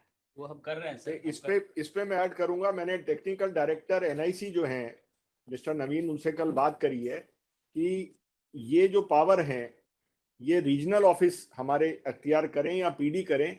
एनएचआई में हम लोग इसको मॉनिटरिंग करने का और गाइड करने का काम है हमारा, तो वो उस सिलसिले में उसको कस्टमाइज करने की प्रोसेस कल मेरी जो बात हुई है टेक्निकल डायरेक्टर से, उसको वो करना शुरू कर दिया है। और इस बारे में मैं और अपने सीजीएम साहब जो आईटी हैं, we are constantly in touch with them. Probably by 5th sir it will be done sir. 2-4 दिनों में, 5 दिनों में ये कंप्लीटली हो जाएगा। यार आप मोटा मोटा बताओ ये आलोक और नंदा साहब कि अगर पीडी को अपना सीयूजी नंबर चेंज करना है और ईमेल आईडी चेंज करना है, दिक्कत आए तो किससे बात करे, किससे करे ताकि इसको क्विकली हो जाए? सर एनआईसी सेल में जाना पड़ेगा। कल भी हमने किया है, एग्जांपल शो कर रहा है। वो जैसे सक्सेना साहब ने बताया, जो टेलीफोन नंबर और उसकी ईमेल आईडी की लिस्ट है हम अपने ग्रुप में डाल देंगे, उनसे बात करें, उनसे शेयर करें, उनसे तुरंत रिप्लाई आएगा। और ना अगर वहां दिक्कत आए तो फिर किसको यहाँ हेडक्वार्टर में पकड़े? वो मैं बैठा हूँ, आलोक जी बैठे हैं, मुखोपाध्याय बैठे हैं, हम तीनों यहाँ बैठे हैं, हम तीनों सॉल्व करेंगे। तो आरओ साहब, पीडी साहबान स्पेशली, नॉट आरओ साहबान, इस क्विकली यार अपने अपने नंबर जो है ना, सीयूजी नंबर ए और जो ईमेल आईडी, जो सरकारी ईमेल आईडी है NHI.org वाली आपकी है, उसको अपडेट कर लो यार। आपके बहुत सारे नाउ ऑनवर्ड्स काम आपके ठीक हो जाएंगे। Yes sir. इसमें अगर आप परमिट करें तो, हाँ please sir, sorry, I said move ahead now. Okay now, हमने, हमारे मेंबर एडमिन साहब ने चाहा था कि हम लोग बेस्ट केस सिनेरियो और वर्स्ट केस सिनेरियो दोनों को प्रिडिक्ट करें कुछ एक रीजनल ऑफिसेस के कंटेक्स्ट में, और उनकी लर्निंग को बाकी लोगों से शेयर करें, बिकॉज ताकि वो गलतियों की पुनरावृत्ति ना हो, और दूसरा जो अच्छे काम हुए हैं उसको उसका एमुलेशन हो। So I'll first request the joint advisor Bhopal to give his presentation in just 5 minutes. All, you know, we have to fast track the whole thing. Basic essence capture करना है और learnings बतानी है. Mr. Vincent, joint advisor Bhopal. Good afternoon, sir. I'll quickly go through my presentation. This slide I have prepared for the finally cleared projects in the last 5 years. So as you can see, it is that taking time from 117 months to 8 months minimum. Next slide, please. These are the common reasons of delay. I will not waste time on these because these have already been covered in the previous presentations. Next, please. This is a case study where this is the oldest case pending with RO Bhopal at present, which was submitted on the 31st of December 2020, and it is still pending. Now I'll show you in the next slide what was the communication between the DFO and the user agency, and how much time it took to give the EDS replies. But this is the last EDS that we received on the 8th of May this year, which is now it requires shows the requirement of NFL in place of DFL, along with site suitability certificate, CA scheme, KML files and maps. And also, since the area they have indicated that it is a part located in the very low connectivity category of the Vidarbha landscape.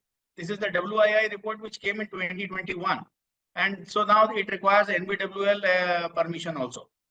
And there is a revised tree felling certificate which is to be signed by the DFO and has to be given. And also detailed justification for the alternative alignments, as Mukhopadhyay sir was telling. This was the communication, as you can see, and as rightly pointed out by Nanda sir, that you can see how much time it took. I have presented this as that it took 113 days to be by the DFO, and then 265 days by the reply by user agency. I mean, you can see, and it started from 21 and it has ended in 24. This is the end, and now the last EDS that you have received, that was on nodal officer raised it on 5/3/24, and it has come to us on 8/5/24. एक minute slide पे वापस जाएंगे. I would like to intervene here.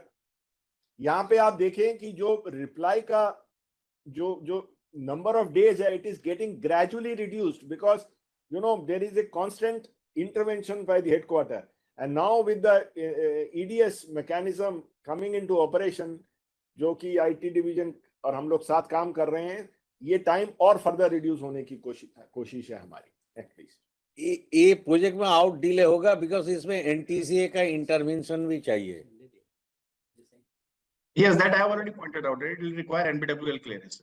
NTCA में जाना है. The reasons of delay for this particular project, it was a multiple EDS. Then it was an interstate project. So initially the EDS were coming in Marathi. That also caused a little bit of problem in understanding what was asked for. And then it requires now multiple clearances. It requires wildlife clearances, which was not there earlier. And there was an undue delay in replies to EDS and frequent changes in FCA guidelines also, since this project started way back in 2020. So there was delay there was a change in the FCA guidelines. Now this is a project. This was a construction of the road tunnel between Riva and Sidi section. It was submitted on 10th of January 2018, and we got stage 1 clearance in the month of May, and then stage 2 clearance in the month of July. So here there was only single correspondence between the DFO and user agency. And you can see that the user agency replied on the same day. This project was falling in two divisions, two forest divisions, Riva and Sidi. But with the follow-up of the project director and his active role, this project got cleared in less than in around 6 months. So these are the reasons for the early approval of this project. The project was complete in all sense. There was a proper coordination. There was a proper follow-up. Then there were quick and adequate reply to queries and support of the forest and allied departments. The conservator, the chief conservator, and the forest department DFOs, they all coordinated in this. And this was not a project prior to this new FCA rule. So there was a CA on DFL. So that saved a lot of time, because if you get a you have to do the CA on NFL, then it has to be mutated in favor of forest department, and it has to be notified also as protected forest. So these were the reasons for the early approval of this project. Next, please. These are the suggestions, as these are already been pointed out in the earlier presentations. The cross-checking of completeness of the project, anticipating required clearances, and proactive approaches at all levels, and continuous training and knowledge sharing at all levels, like we are doing it today, and ensuring interdepartmental coordination. So these are the few suggestions that I have to make, but these have already been covered. Thank you. Thank you, Mr. Vincent. Thank you for your quick and very meaningful presentation. Now I request the Joint Advisor Jammu to give his perspective, especially in the context of his area of operations. Mr.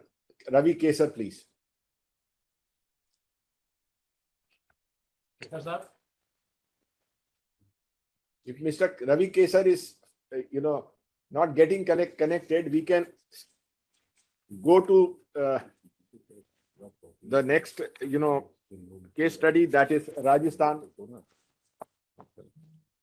Mr. Gupta, are you there? Yes, sir. Good afternoon, sir. Please. Case study. Yes. Yes, I am available. Good morning. I am Ravi Kesar from Jammu. Ab Rajasthan, we have started. Just wait for a while. Your turn will come now. We have opened the presentation of Rajasthan. Just give me 5 minutes. Yes, sir. Sir, this is a case study of the just one proposal, जो कि Delhi Vadodara express way में जो हम जो tunnel जो बना रहे हैं मुकुंदा हिल टाइगर रिजर्व में से कुछ टनल से रिलेटेड हमारा जो FC and wild life both इसमें इन्वॉल्व थे, वो एक प्रपोजल था हमारा. That proposal involves the area of Mukunda Hill Tiger Reserve at 26 hectares, and other than the tiger reserve was 114, total 140 hectares is the area.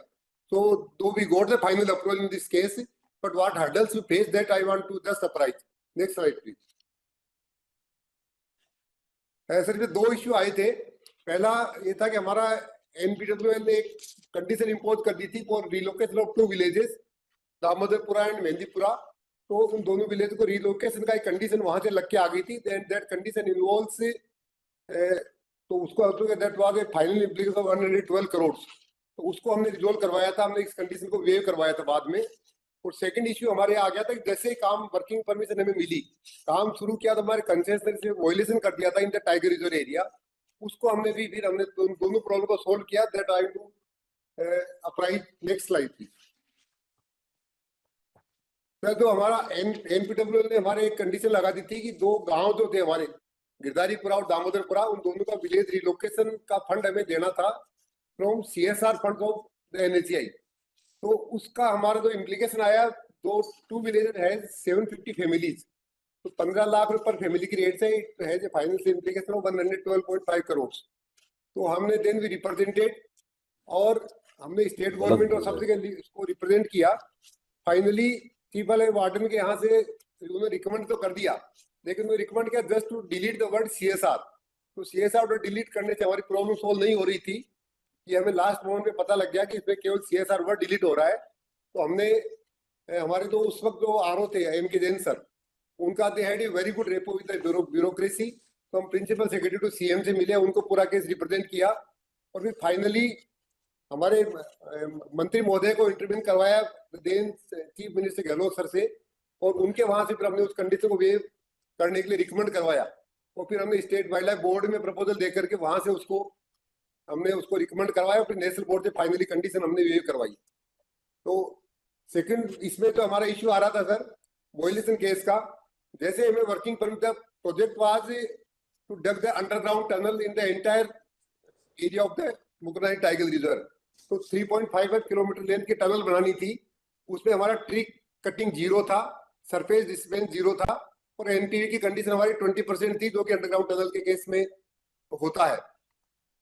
Contractor ने जब काम शुरू किया वर्किंग परमिशन मिलने के बाद जुलाई 2021 में, तो उन्होंने क्या किया कि वहां पर चूंकि सरफेस पे ऊपर का स्ट्रेटा सफिशिएंट नहीं था, तो उन्होंने अंडरग्राउंड की जगह उन्होंने सरफेस पे डिगिंग कर दिया। 150 मीटर लेंथ, 36 मीटर वाइड और 3 मीटर डीप। तो ये उन्होंने एक पूरा टनल सरफेस से खोद दिया। That was a violation. Field director Mukundra ji ने उसको विजिट करके केस रजिस्टर कर लिया, एफआईआर दर्ज हो गई, सारे व्हीकल्स और मशीनरी सीज हो गई, काम रुक गया। और उस स्टेज पे हमने उसको वहां से मॉडिफाई करवाया प्रपोजल को, एक रिवाइज प्रपोजल तैयार करवा करके और एनी हाउ मूव करवा करके चीफ वार्डन से रिकमेंड करवाया, स्टेट बोर्ड से अप्रूव करवाया, नेशनल बोर्ड वाइल्ड लाइफ से अप्रूव करवाया, और वहां से हमारा वो अप्रूवल, वाइल्ड लाइफ वाले अप्रूवल तो हमने ले ली उनसे, और रिवाइज वर्किंग परमिशन भी हमने जारी करवा दी उनसे आफ्टर अराउंड 7-9 मंथ्स। लेकिन उसके बाद रियल चैलेंज बात कि हमारे एफसी अप्रूवल को रिवाइज करवाना था, क्योंकि उसमें हमें ट्री फेलिंग इन्वॉल्व हो गया था प्रपोजल में। तो यदि वहां जाते हम तो शायद हमारा बड़ी प्रॉब्लम हो जाती, क्योंकि वायलेशन हो चुका था। तो हमने एक रिवाइज वहां में थोड़ा सा पर्सनल कॉन्टेक्ट को काम में लिया और एक revise demand direct field level से जारी करवा के हमने फाइनेंशियल इम्प्लीकेशन कंप्लीट करके और फिर हमने उसको final approval any how proposal में ले लिया और हमारा काम अभी चल रहा है। तो दिस इज द सीन। ये हमारा मुकुंदराही टाइगर रिजर्व का एरिया है और ये रोड इसको हमारा दिल्ली वडोदरा एक्सप्रेस इसको क्रॉस कर रहा है। Next slide please. नेक्स्ट। तो इसमें ये वाला जो पोर्शन है, यहाँ पर वायलेशन हो गया था। आप जो एक क्रॉस बाउंड्री देख रहे, that was the boundary of the Mukundra tiger reserve, और वहां से लेकर के पीछे जो पहाड़ी जो दिख रही है ऊपर, इसके बीच का जो एरिया था, इट इज 591 रनिंग मीटर। इस लेंथ के अंदर हमें फिर कट एंड कवर में टनल बनानी पड़ी। तो उसके लिए हमें एक फिर बाद में हमने रिवाइज अप्रूवल लिया इसका, और without any modification in the FC stage 1 approval.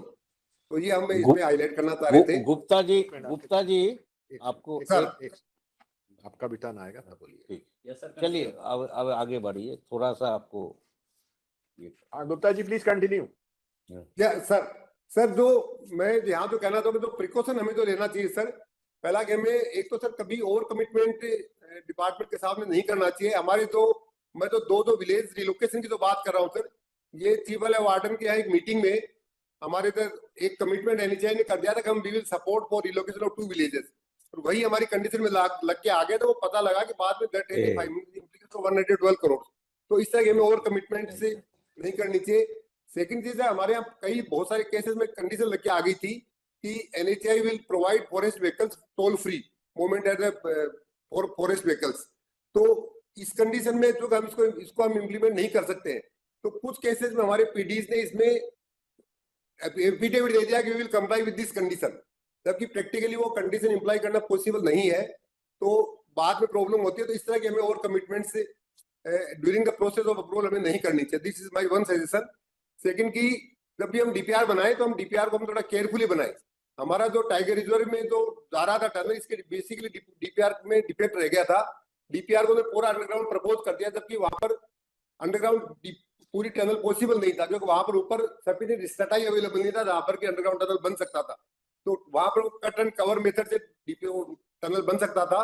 तो यदि वो हमें इनिशियल डीपीआर में जो प्रॉब्लम एड्रेस हो जाती तो ये प्रॉब्लम हमें नहीं आती।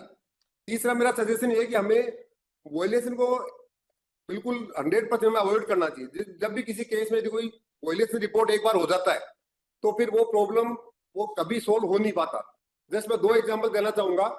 हमारा एक शाहजहांपुर टोल प्लाजा में हमने टोल प्लाजा बनाया था 2009 में, और उस टोल प्लाजा को हमने वहां से शिफ्ट किया था। पहले एक लोकेशन उसकी विदाउट अप्रूवल हमने टोल प्लाजा बना दिया। 2009 में हमने प्रपोजल सबमिट किया था, और उस प्रपोजल की अभी तक भी हमारी फाइनल अप्रूवल नहीं आई है। जो टोल प्लाजा तो बन चुका है, लेकिन अभी भी वो कह रहे हैं कि आप हमें ऑफिसर के नाम दो जिनके अगेंस्ट हम प्रोसिक्यूशन करेंगे। तो इस स्टेज पे अभी भी केस रुका हुआ है। सेकंड एग्जांपल देना चाहूंगा, हमारे सारे केस अप्रूव हो गए वैसे राजस्थान के। एक हमारा जो केस जो था ये खाजूवाला पूगल जो कि बीकानेर पीआईयू का था, इसमें वर्किंग परमिट स्टेज 1 आ गई, और वर्किंग परमिशन इश्यू होने से पहले कॉन्ट्रैक्टर जस्ट 0.05 हेक्टर के अंदर वो बोरोपिट बना के मिट्टी डगअप कर ली थी। उसके उन्होंने एक एफआईआर केस रजिस्टर कर लिया, हालांकि उसका जुर्माना भी ले लिया, लेकिन उस केस के अंदर भी स्टेज 2 अभी तक नहीं है। दो road has been completed during the working permission period, लेकिन उसका स्टेज 2 नहीं आया। अभी भी डिपार्टमेंट से तो करस्पॉन्डेंस चल रहा है। Department is asking for name of the officer of the NHAI who is responsible for the violation. तो वो अभी भी उसका स्टेज 2 अभी भी उसका रुका हुआ है। तो ये मैं बताना चाह रहा था कि वायलेशन के केस को हमें अवॉइड करना चाहिए as far as possible. Thank you, Gupta. You have given an excellent, insight of the issues, and our other field functionaries will learn from your experience. Now, I'll request Dr. Mukhopadhyay to quickly, in 5 minutes, cover his area of inputs in context of this particular matter. Yes, sir. Thank you, sir. Good afternoon to all. It is a good learning.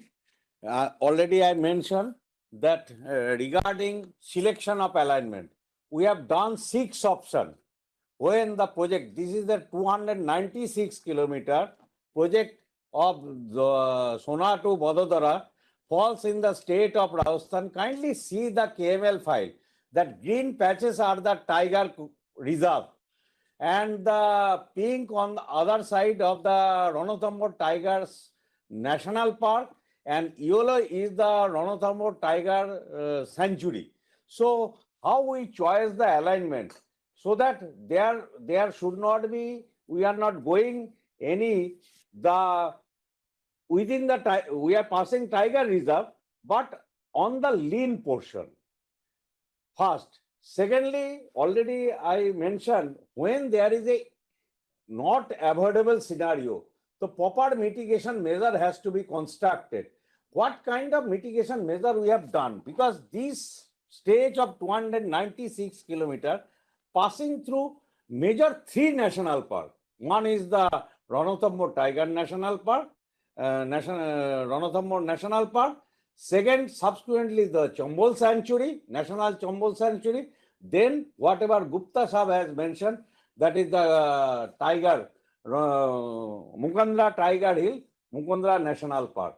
So, these alignment we have chosen in such a manner so that there should be bare minimum tree felling and bare minimum any diversion. But whatever the mitigation measures, this is the first time NHI evolved in country the cut and cover, which is a pseudo tunnel in nature, 5.5 meter underneath of the surface, and whatever the 3 kilometer stage, that is completely a private land, we acquired 100 meter ROW. Now the tiger are very comfortable, that entire landscape, whatever that ROW, we are going for camouflaging with the surrounding, and entire landscape under NH Act we acquired, and now it is being used by the wildlife.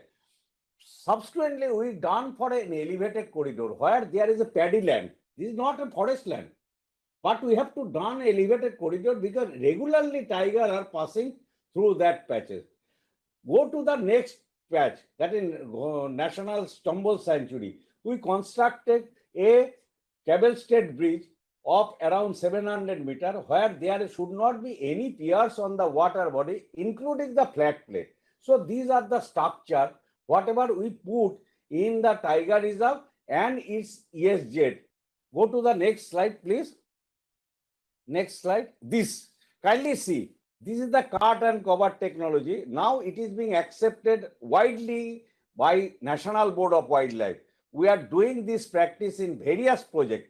Wherever, due to, by these using this practice, we can reduce the construction cost at least 40% instead of long piers in the viaduct valley region. Go to the next, please. So this is, kindly see, whatever I mentioned, in the paddy land, we are going elevated corridor on the private land, and adjoining in the forest land, we are going underpass. Go to the next, please. Sir, this is the cable stayed bridge we are constructing on the Chambol River, where there is a lean and flat plain is very minimum. Go to the next, please. Now I am coming to the major point, that is the Mukundra Hill Tiger Reserve and National Park, where we have gone 3 times clearances from the Standing Committee of National Board of Wildlife, and within a span of 1 year only. I am really thankful to our Honorable Minister as well as at that time Chairman and Manoj Kumar also, that due to this wrong design, there is a violation caused by the contractor, and not only that, there is no undertaking, Gupta ji. This is the condition imposed by the PCCF Chief Wildlife Warden. Rather, MK Join Sahab has represented on that we have not submitted any undertaking like that. We will relocate both the villages. So ultimately, with the intervention of our Honorable Minister and with the Chief Minister of Government of Rajasthan, including Bhupendra Jadhav Sahab, matter has been. Now we'll cover Jammu. Mr. Ravi Kesar, please. Yeah. 5 minutes Good are afternoon, allocated. everybody. Good afternoon, everybody. Yes, sir. Yeah. Gary, meeting obviously away. Yeah. We have total 5 cases in Jammu, because earlier the state government had its own act and the cases used to get approved by the Forest Advisory Committee headed by the Chief Secretary. Now, after the change from state to UT, we have 5 cases. The minimum time taken for clearance is 15 months and maximum is 14 months, and the project is still under process. And this is development of Dr. Shama Prasad Mukherjee Tunnel, Chenani North Tunnel. This is on NH 44. Now even the stage 1 is not clear, and the delay is because of for want of the clearance whether the CA is to be charged for the area coming under the tunnel or not. It has taken almost 1 year for clarification from Ministry, from IRO, and because the revised guidelines are not clear whether the area coming under the tunnel is to be charged for CA or not. Earlier it was clear, but the revised guidelines of 2023, they are not clear about it. Now I have requested the NO, that is nodal officer, to process the case. Now he has agreed. And the further, we have seen that the delay in the processes is for want of the reply of EDS. First is the preparation of the DPR. My suggestion is that at the time of preparation of the DPR, the joint advisor should be consulted. The consultant makes proposal of its own type and submits, and there are lots of EDS. And then the lot of time takes in replying the EDS. And further, it has got delayed for want of NFL, the non-forest land. It is again delaying the cases. So these are some of the reasons. Now, my suggestion is that at the time of the preparation of the DPR and the proposal submission, the joint advisor should be taken into confidence, and if required, if possible, it should be vetted by the consultants. So this is the case which has taken 14 months as of now, and still the process is incomplete. We have not got even the stage 1 clearance. And the other case which we got cleared is the package 15. The case was submitted in May 21, and the case was cleared on the 30th of August 2022. And it was because the case was small, the area involved was one less, and it was pursued vigorously by NHI as well as by the user agency from that side. And Forest also helped a lot. Thank you. Thank you, sir. Thank you.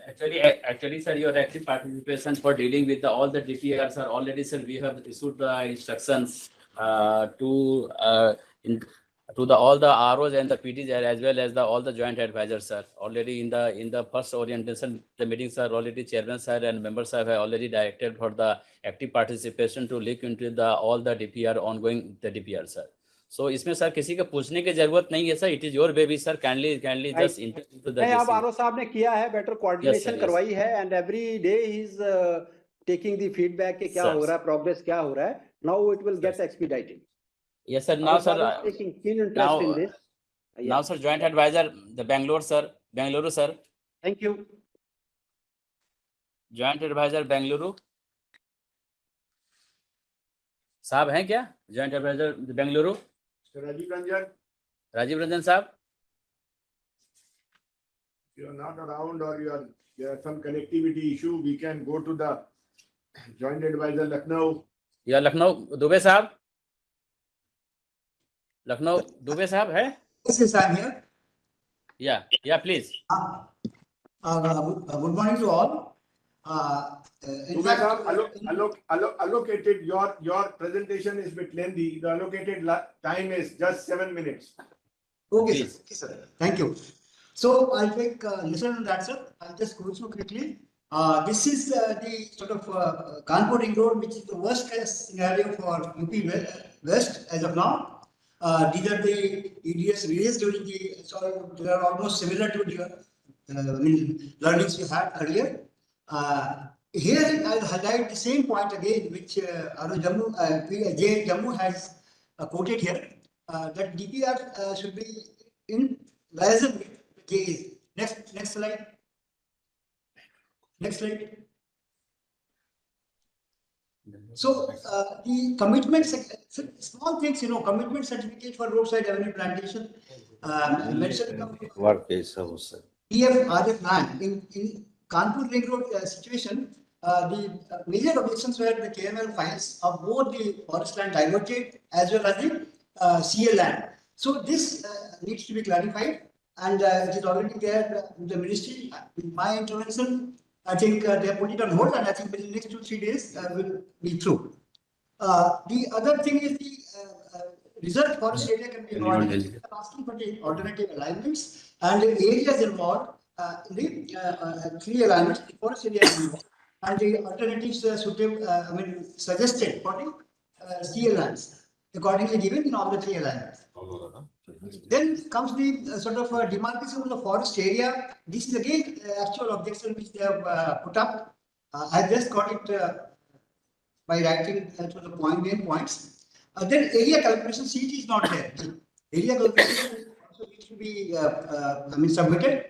And as per the DSS, both the forest land and the CL lands, they have to be demarcated on the topo sheet, the GPS maps, as well as the KML and shape files have to be uploaded, which is not there in this case. And I think they have already corrected it, rectified it. And yesterday also they tried to meet the officials, but unfortunately the head was not there. So I think on Monday, coming Monday, we'll be doing it. Well, coming to the learnings, I must give compliments to the NSA authorities that they have already readdressed all the sort of lackings, whatever we have. And I think you can come to the next slide. I'll just cut short. Next slide. This is the sort of EDS history I put, whatever we have. It took around 2.5 years to come to this stage, and one year we have sort of spent in the sort of arrangement of irrigation land, which could not be ultimately got through. But with the intervention of myself and the higher authorities, I think now we have got the NFL land for this Kanpur Ring Road, and now the process is on. Next. So this is all, we can skip this. Next. So this is the summary, you see. I mean, at 9th of December we had submitted, and today we are almost more than 2 years, and it awaits approval, and I think within next week, I think we should get the approval. Next. Next. Yeah. So this is the sort of again the EDS history. We can skip. This is the best case scenario. Wherein in the Sahabad bypass connecting Palia. No, the next one, sir. Next. Earlier one. So this best case scenario, yeah. So got within 7 months we could get the sort of approval from the ministry, and this is the best case scenario as far as RO West is concerned. So this is the situation for the best case, and these are the sort of various sort of objections raised, EDS raised. Next slide. So this is again the same. We have clarified the installations and then got the approval within 7 months. Next slide. So this is the history, and the approval date is 24th of September 22. Within 7 months, we got the approval. Next. Next slide. Next slide, please. So, what are the lessons learned? Predominantly, cut short into 3 categories. The issues, the land issues are there. The forest land has to be sort of clearly demarcated on ground, as well as on the DETS maps and the KML files accordingly stuff. I'll just summarize. Then the CA land also has to be similarly treated.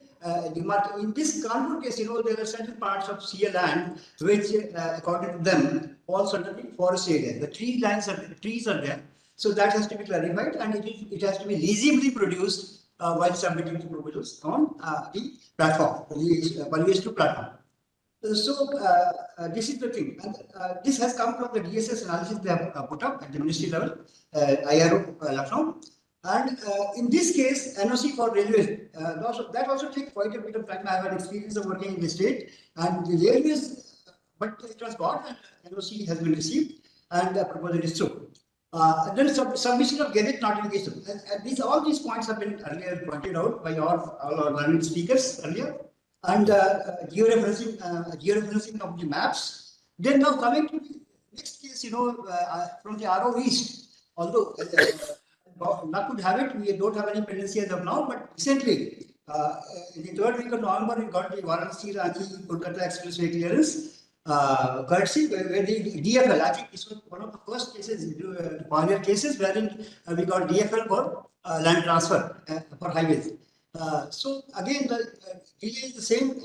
Alternate alignments are not there, and the forest land and the CA lands have not been demarcated. DSS analysis again the same thing. I have already told. Then the role of DPR consultant has already been highlighted by my earlier speakers. Alternative land should be having minimum of the PF, or rather the best case in 0 forest lands, and if not possible, the minimum of forest lands having similar alignments besides the main alignment which you propose to submit. Then KML file again has to be built. Next slide. So identification of NFL should be started immediately after acceptance of proposal by the PSC, that is the nodal officer. Then DPR's consultant should regularly contact the district magistrates, the revenue department, to achieve the target of getting NFL for CA. Then joint verification of forest land to be diverted. This is also important. At times it has been seen that the joint verification is not done in the beginning, and then later on the forest department puts some objections, or the NHA wants to revise its targets of area to be transferred. So that has to be done in the beginning itself correctly. Then these are the EDS delay causes which I have pointed out. Multiple EDSs have been put several times, and due to delays and all. So this is the best case study, whatever we have done in the recent past. But although this has taken a bit of more time, about 2 years, then lessons learned for early approval could be checking of completeness of proposal, as pointed out by earlier speakers. Checklist is very, very important. Every state, although ministry has got a checklist, and checklist from all the states they are issued. I would request the Environment Division to actually share the checklist as has been shown today. Yes, yes. Thank you. This checklist, as a matter of fact, Dubeji, it is the creation of the Lucknow office. It was the Lucknow office, UP West, which has created this during the times of Mr. N.K. Jain when he was the regional officer. So, thank you, sir. ये आपके ही वहां से आई है, मैं आपको ही विनम्रता से भेज दूंगा, और बाकी सबके साथ भी जैसे चेयरमैन साहब ने बोला है सबके साथ शेयर करना. Now let's come to RO Bengaluru, Mr. Rajiv Ranjan, please. Time allocated is 5 minutes, Mr. Ranjan. Thank you, sir. So I welcome all the participants to this workshop, and I will just come to the straight away to the 1 or 2 points which are major. Let us go to the next slide. Next slide, please. In this, if you see the case studies, what type of silly mistakes are made in the proposals.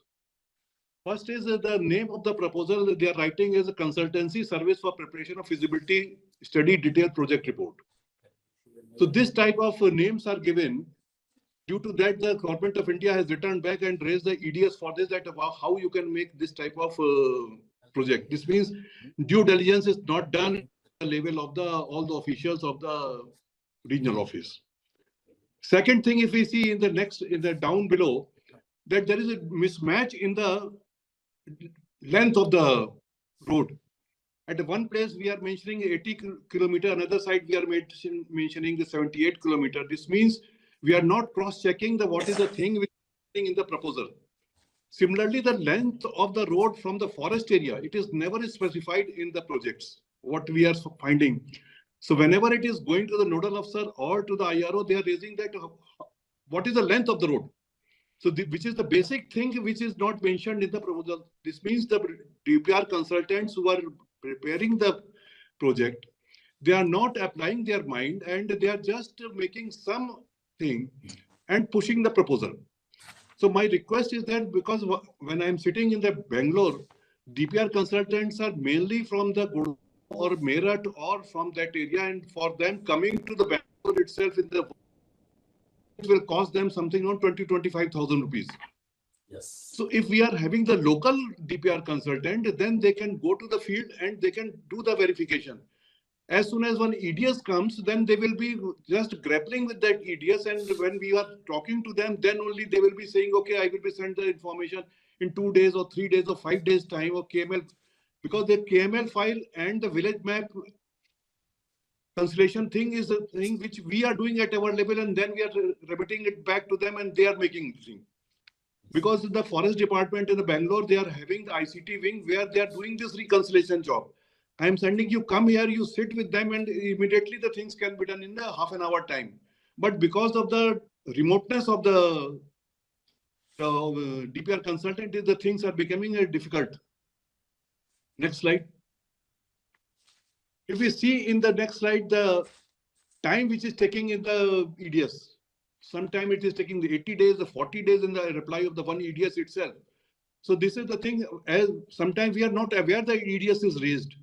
Now when the headquarters is saying that we are having the super, you can say where we can see the things, if that thing is passed on to the joint advisor also, so we can have a look. Otherwise we are just grappling with them, and sometimes the nodal officer will be telling to us that some EDS is raised, or sometimes the PD is telling, or sometimes the meeting is taking place. At that time we come to know that this is happening. Your point is well taken. We have taken note of it and we understand this issue, and Mr. Deepak Saxena together will be sorting out this. Yes. Next, please. Another things are just, I will say, in the way forward type of things are, if we can have a one, because onus lies on us, sir. So if the things are moving in the wrong direction, then we have to take care and we have to see that the things are done properly.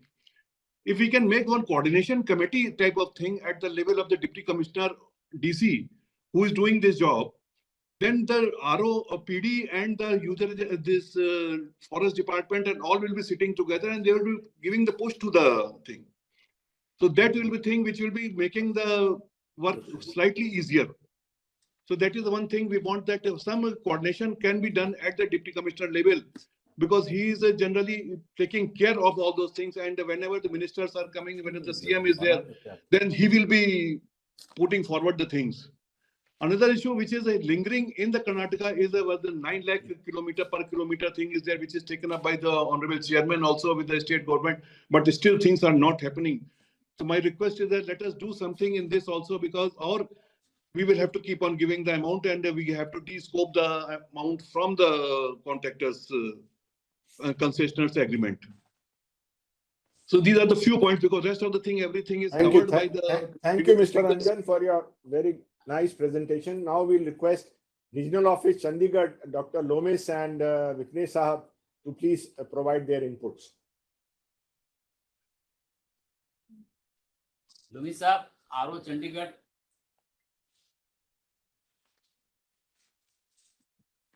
In case there are some connectivity issue, we can first take up Gandhinagar. If Regional Office Gandhinagar is connected, or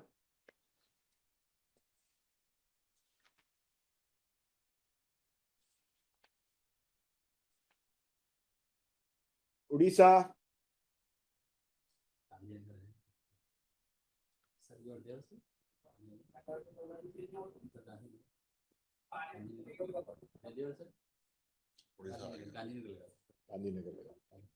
Yes, sir.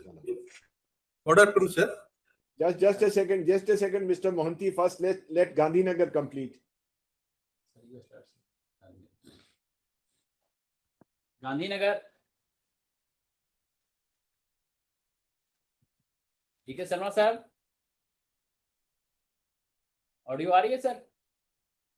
चलो मोहंती साहब को कर, ठीक है। Mohanty sir. Now to the Odisha. Yes, Mr. Mohanty, please continue. Yes, 5 sir. minutes. Good afternoon, sir. And it is a pleasure to present before the August House. Yeah, these are the projects where we are met with the line, but not much. The last 5 years we are having this project, and 71 months is the maximum we had taken 2022, and last year we took, or this year, 19 months. So that is the earliest. The next slide, please. So these are the common regions. I don't want to waste much time on this because everybody knows. I'll come to the other slides. Next, please. Yeah. So this is 71 months. This is a road, existing road, NH 53 and for oblique 49. There is Sambalpur district in the western part of Odisha. So it is a brownfield road existing, maybe for widening we needed. And it took 71 months because that time this parivesh, etc. were not so strong. And in Odisha, we have a very peculiar case of Hans Savik certification by the Tehsildar. Savik means if in the revenue forest land, not concerning reserve forest or protected forest, if it is a revenue forest, because Odisha is a state having more than 36% under recorded forest. And as we saw, 33% is forest cover as per the FSI. So it is a well forested and having a lot of forest land involved. So there is a chance that somewhere or other we will get forest. So Odisha has a thing that if settlement is done prior to 25/10/1980, prior to implementation of Forest Conservation Act, it is all right if it is changed, if the forest status is not there, even in revenue forest land. But if settlement is done afterwards, after 25/10/1980, then they have to go to the SABIC, means previous settlement. So if it is there, then although presently it is a non-forest revenue, non-forest land, because previously it was around 25/10, it was forest. So as per the SABIC, it is a forest land and it will be counted in. For that issue, they take a long time. They scrutinize because when a linear project is passes through so many khatas, khasadas, and in revenue lands, so they check, cross-check. And presently in coastal highway, we're having 20 tehsildars. So if we go to each and every place, it takes time. And that may be the reason it took around 17 months. Previous slide, please. Previous, yeah, 71 months. And that pre-settlement status was not clear. Then requirement of CA land also, there are some issues. Then wildlife issues. And once land is stage 1 we get, then mutation is an issue.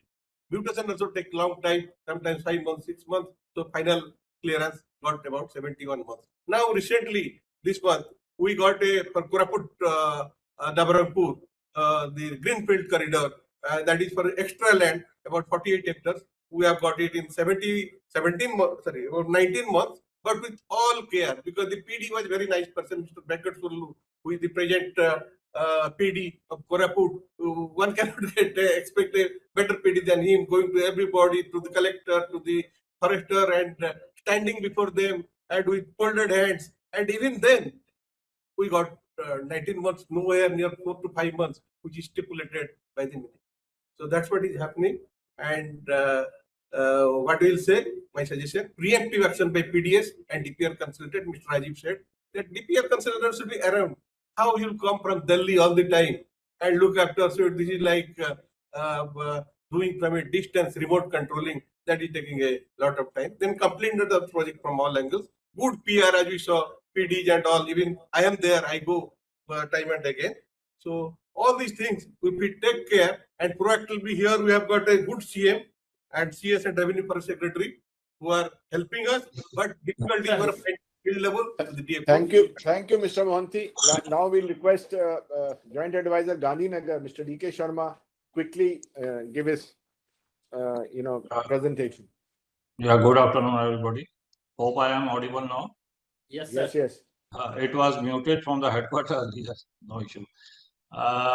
The details regarding various clearances, how we take, and what are the rules have been properly described by Mr. Nanda.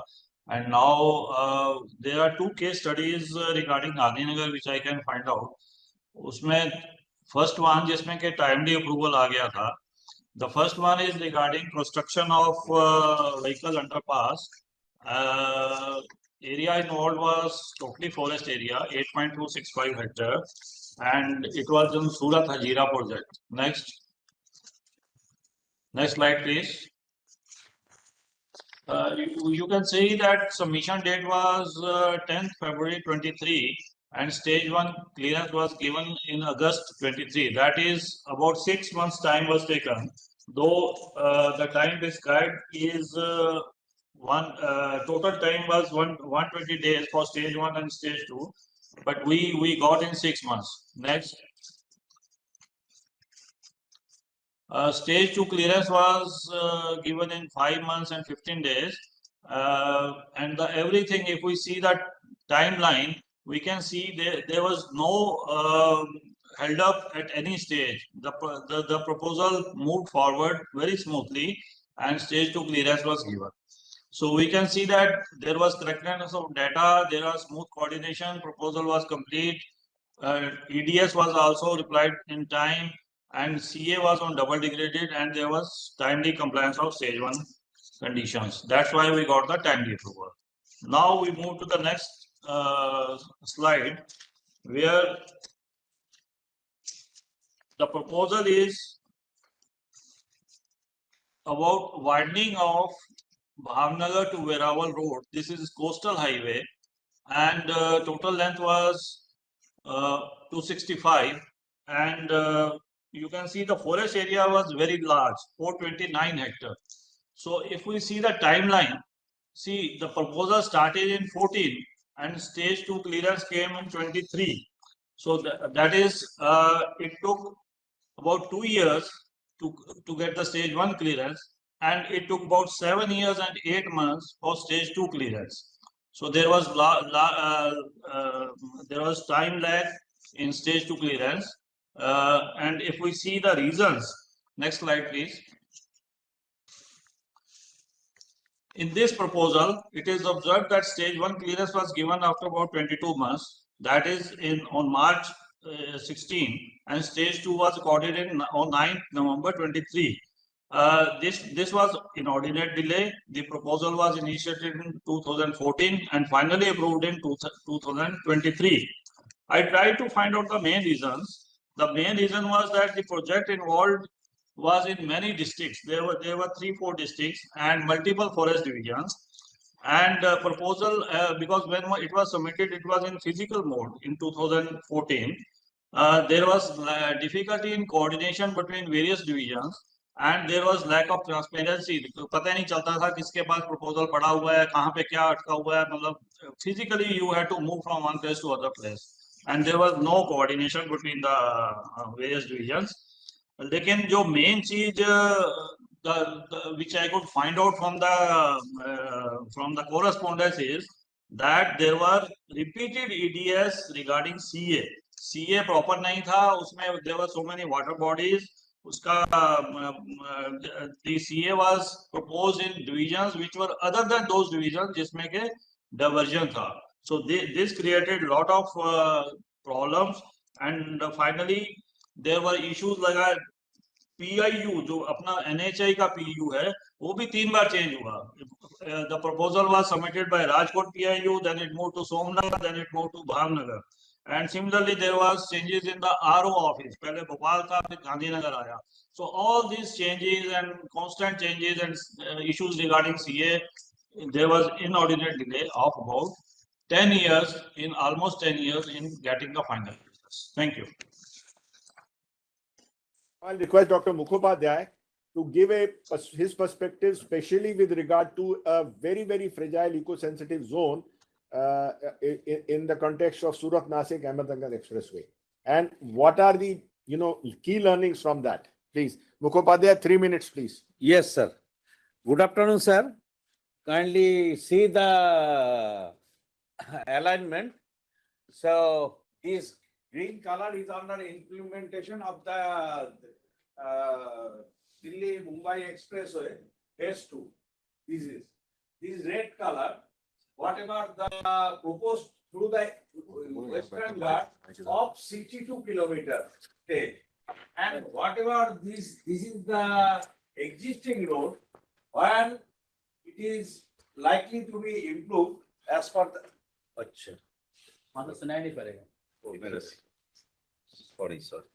Sorry, extremely sorry. The blue color is under implementation. Kindly see from A to C. This is the Delhi-Mumbai Expressway, phase 2. And this D is the existing road from C to E.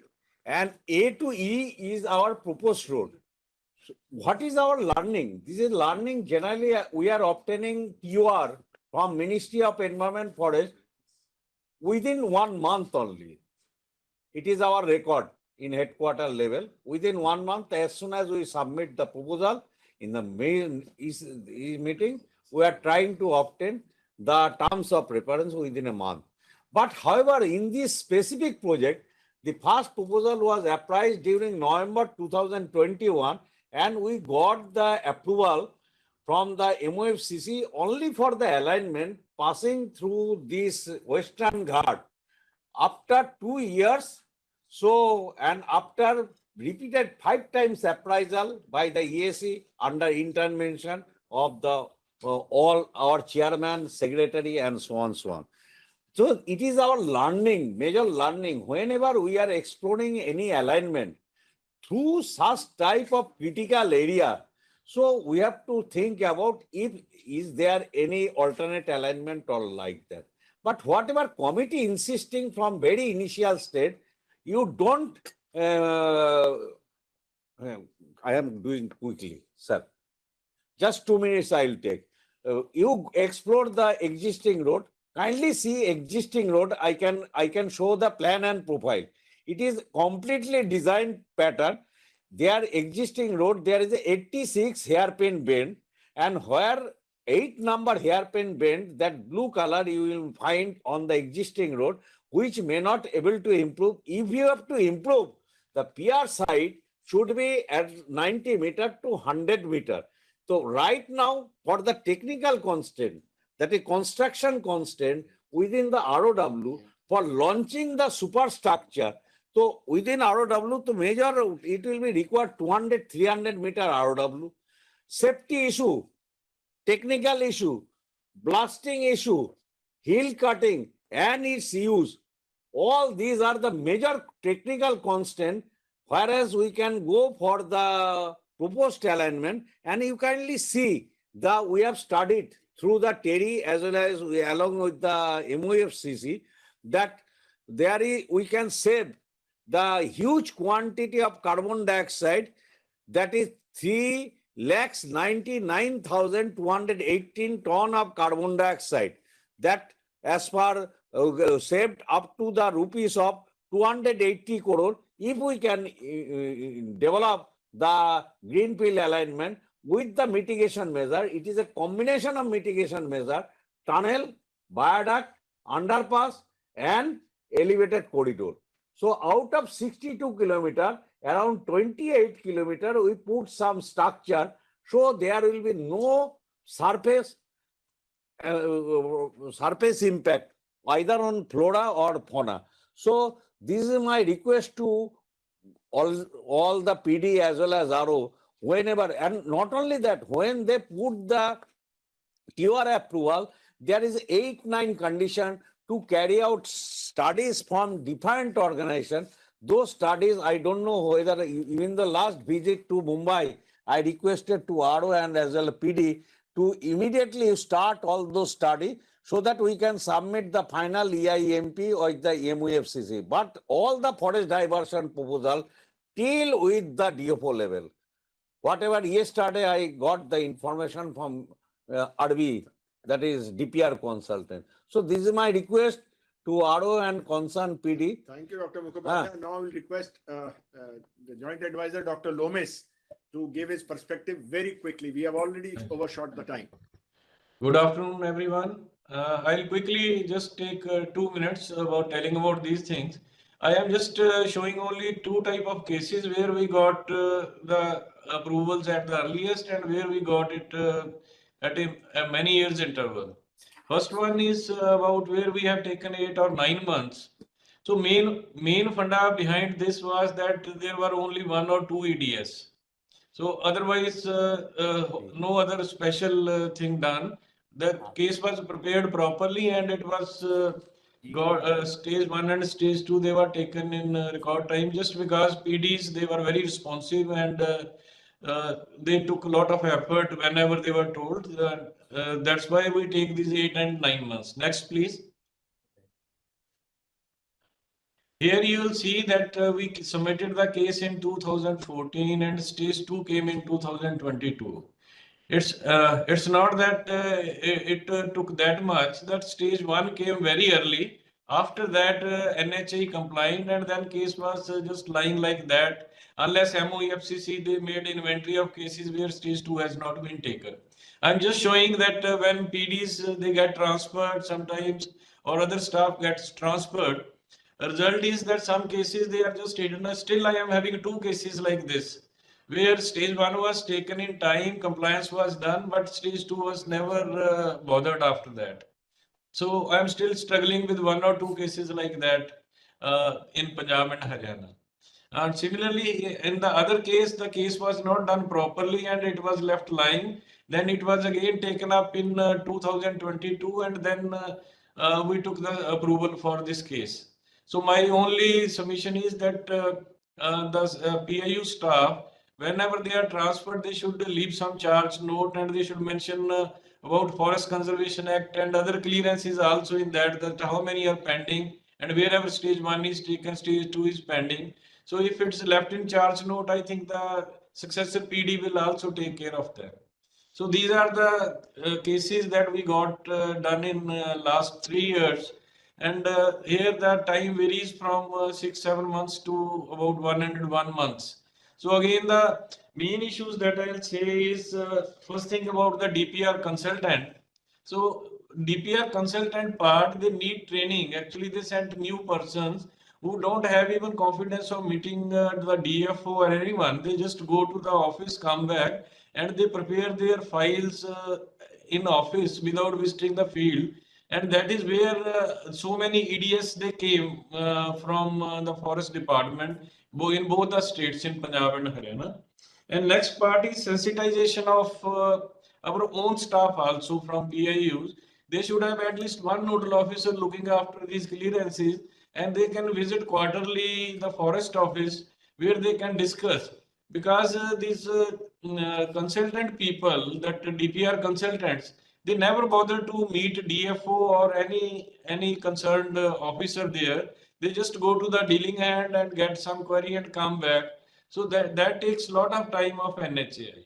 So if we just focus on more sensitization and more personal contacts, I think this is not that big.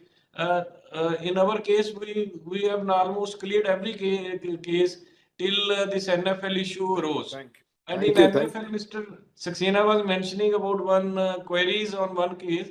We were just hitting against the wall without an NFL in that case. Actual case was submitted after this amendment on 20th September. This meeting is not about pointing fingers, sir. This meeting is all about learning from your experience. I am sorry if it sounds like that. I'm just telling that it took only 2 months to that, but before that we were just trying that if on undertaking they can give us clearance. So that's only I want to tell. Thank you very much for your perspective, Dr. Lomis. Now I'll request our CGM in charge, Mr. Alok, to give the perspective with regard to NFL DFL issue and the pending clearances, especially where AD is pending and the work is construction is going on. Sir, as for this latest development with regard to the NFL and the DFL, sir, Actually, MOFCC has recently on the 20th September 24 notified amendment in the one section Samvardhan Rules 2024, whereby it was permitted the use of double the degraded forest land for compulsory afforestation instead of the NFL. So in this regard, where the NFL is not available, so we can go for the DFL. Accordingly, after persuasion of our honorable chairman and the member admin, this got we have got some relaxation with regard to the this taking the DFL, but it was somewhere it is mentioned that in the exceptional cases and the case-to-case basis. So we are taking care of the things, but now accordingly all the state governments has been requested to kindly provide the DFL where the NFL is not available. As on date, the forest clearance is pending with regard to the our all the 2023-24 projects. It is the around 114 projects are pending. Where the clearance is it is as on date the 27th November 2024. So in the just in this meeting we came to do another 2 to 3 proposal got approved. We will update accordingly.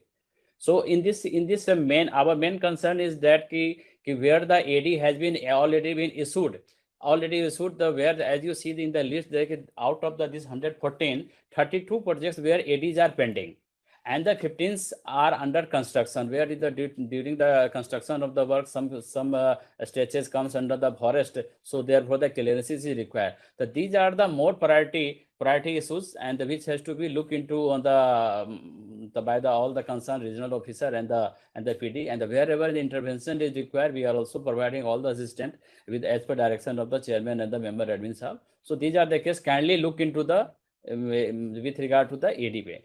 Now the pendency of the case is out of this 47 the user agency we are having the 22 is with the NHI only. So this is the area of the concern which has to be looked into seriously.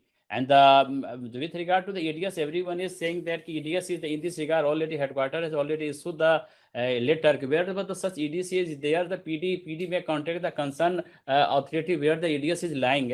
So they can just say कि साहब this ये ऐसी आई है इसमें क्या जवाब देना if they are repeatedly EDS is coming. Just हमने वो रांची का देखा है, रांची का जो 5 to 6 प्रोजेक्ट में वो जो EDS we have just received on the 26th November, उसमें सारे में ऑलमोस्ट 4-5 में एक ही पैटर्न की सबकी एडियस है कि आपके पास जो टावर की नहीं है, इलेक्ट्रिकल पोल की लाइन के अलाइनमेंट की नहीं है. These are the very small thing. उसकी जवाब एक पर्सनल इंटरेक्शन से हो सकती है. तो RO Ranchi and the concern PD से रिक्वेस्ट करूंगा काइंडली उसको देख लें.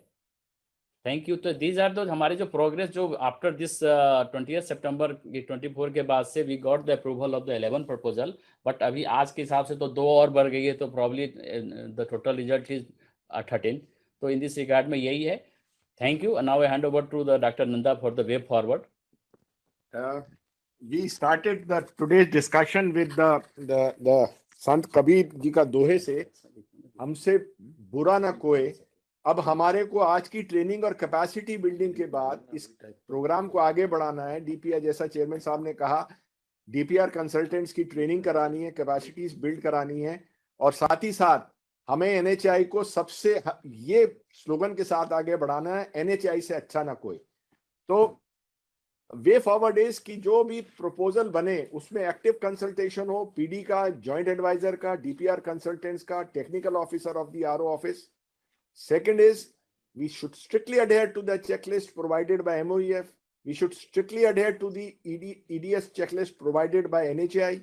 Third is, we have to utilize the services of the NABET accredited consultants mandatorily.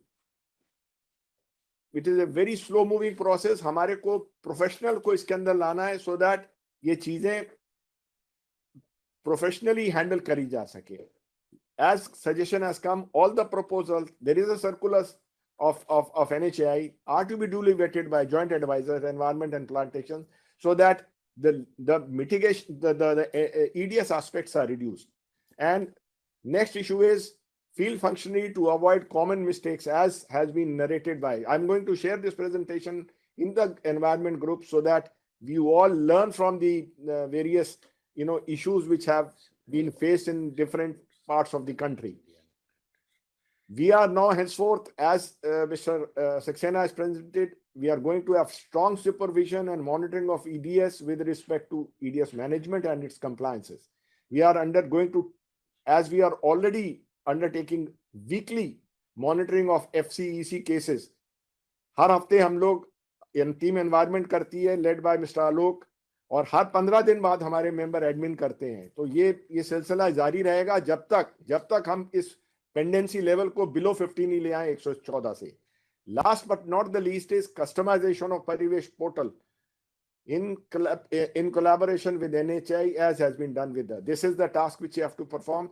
I place on record our highest appreciation to our worthy chairperson who has steered this capacity building wisdom in NHI. All the field officers, joint advisors, regional officers, project directors, and others, all the members of the team environment. Last but not least, if there are any questions, we can take another couple of minutes to answer those. Thank you very much.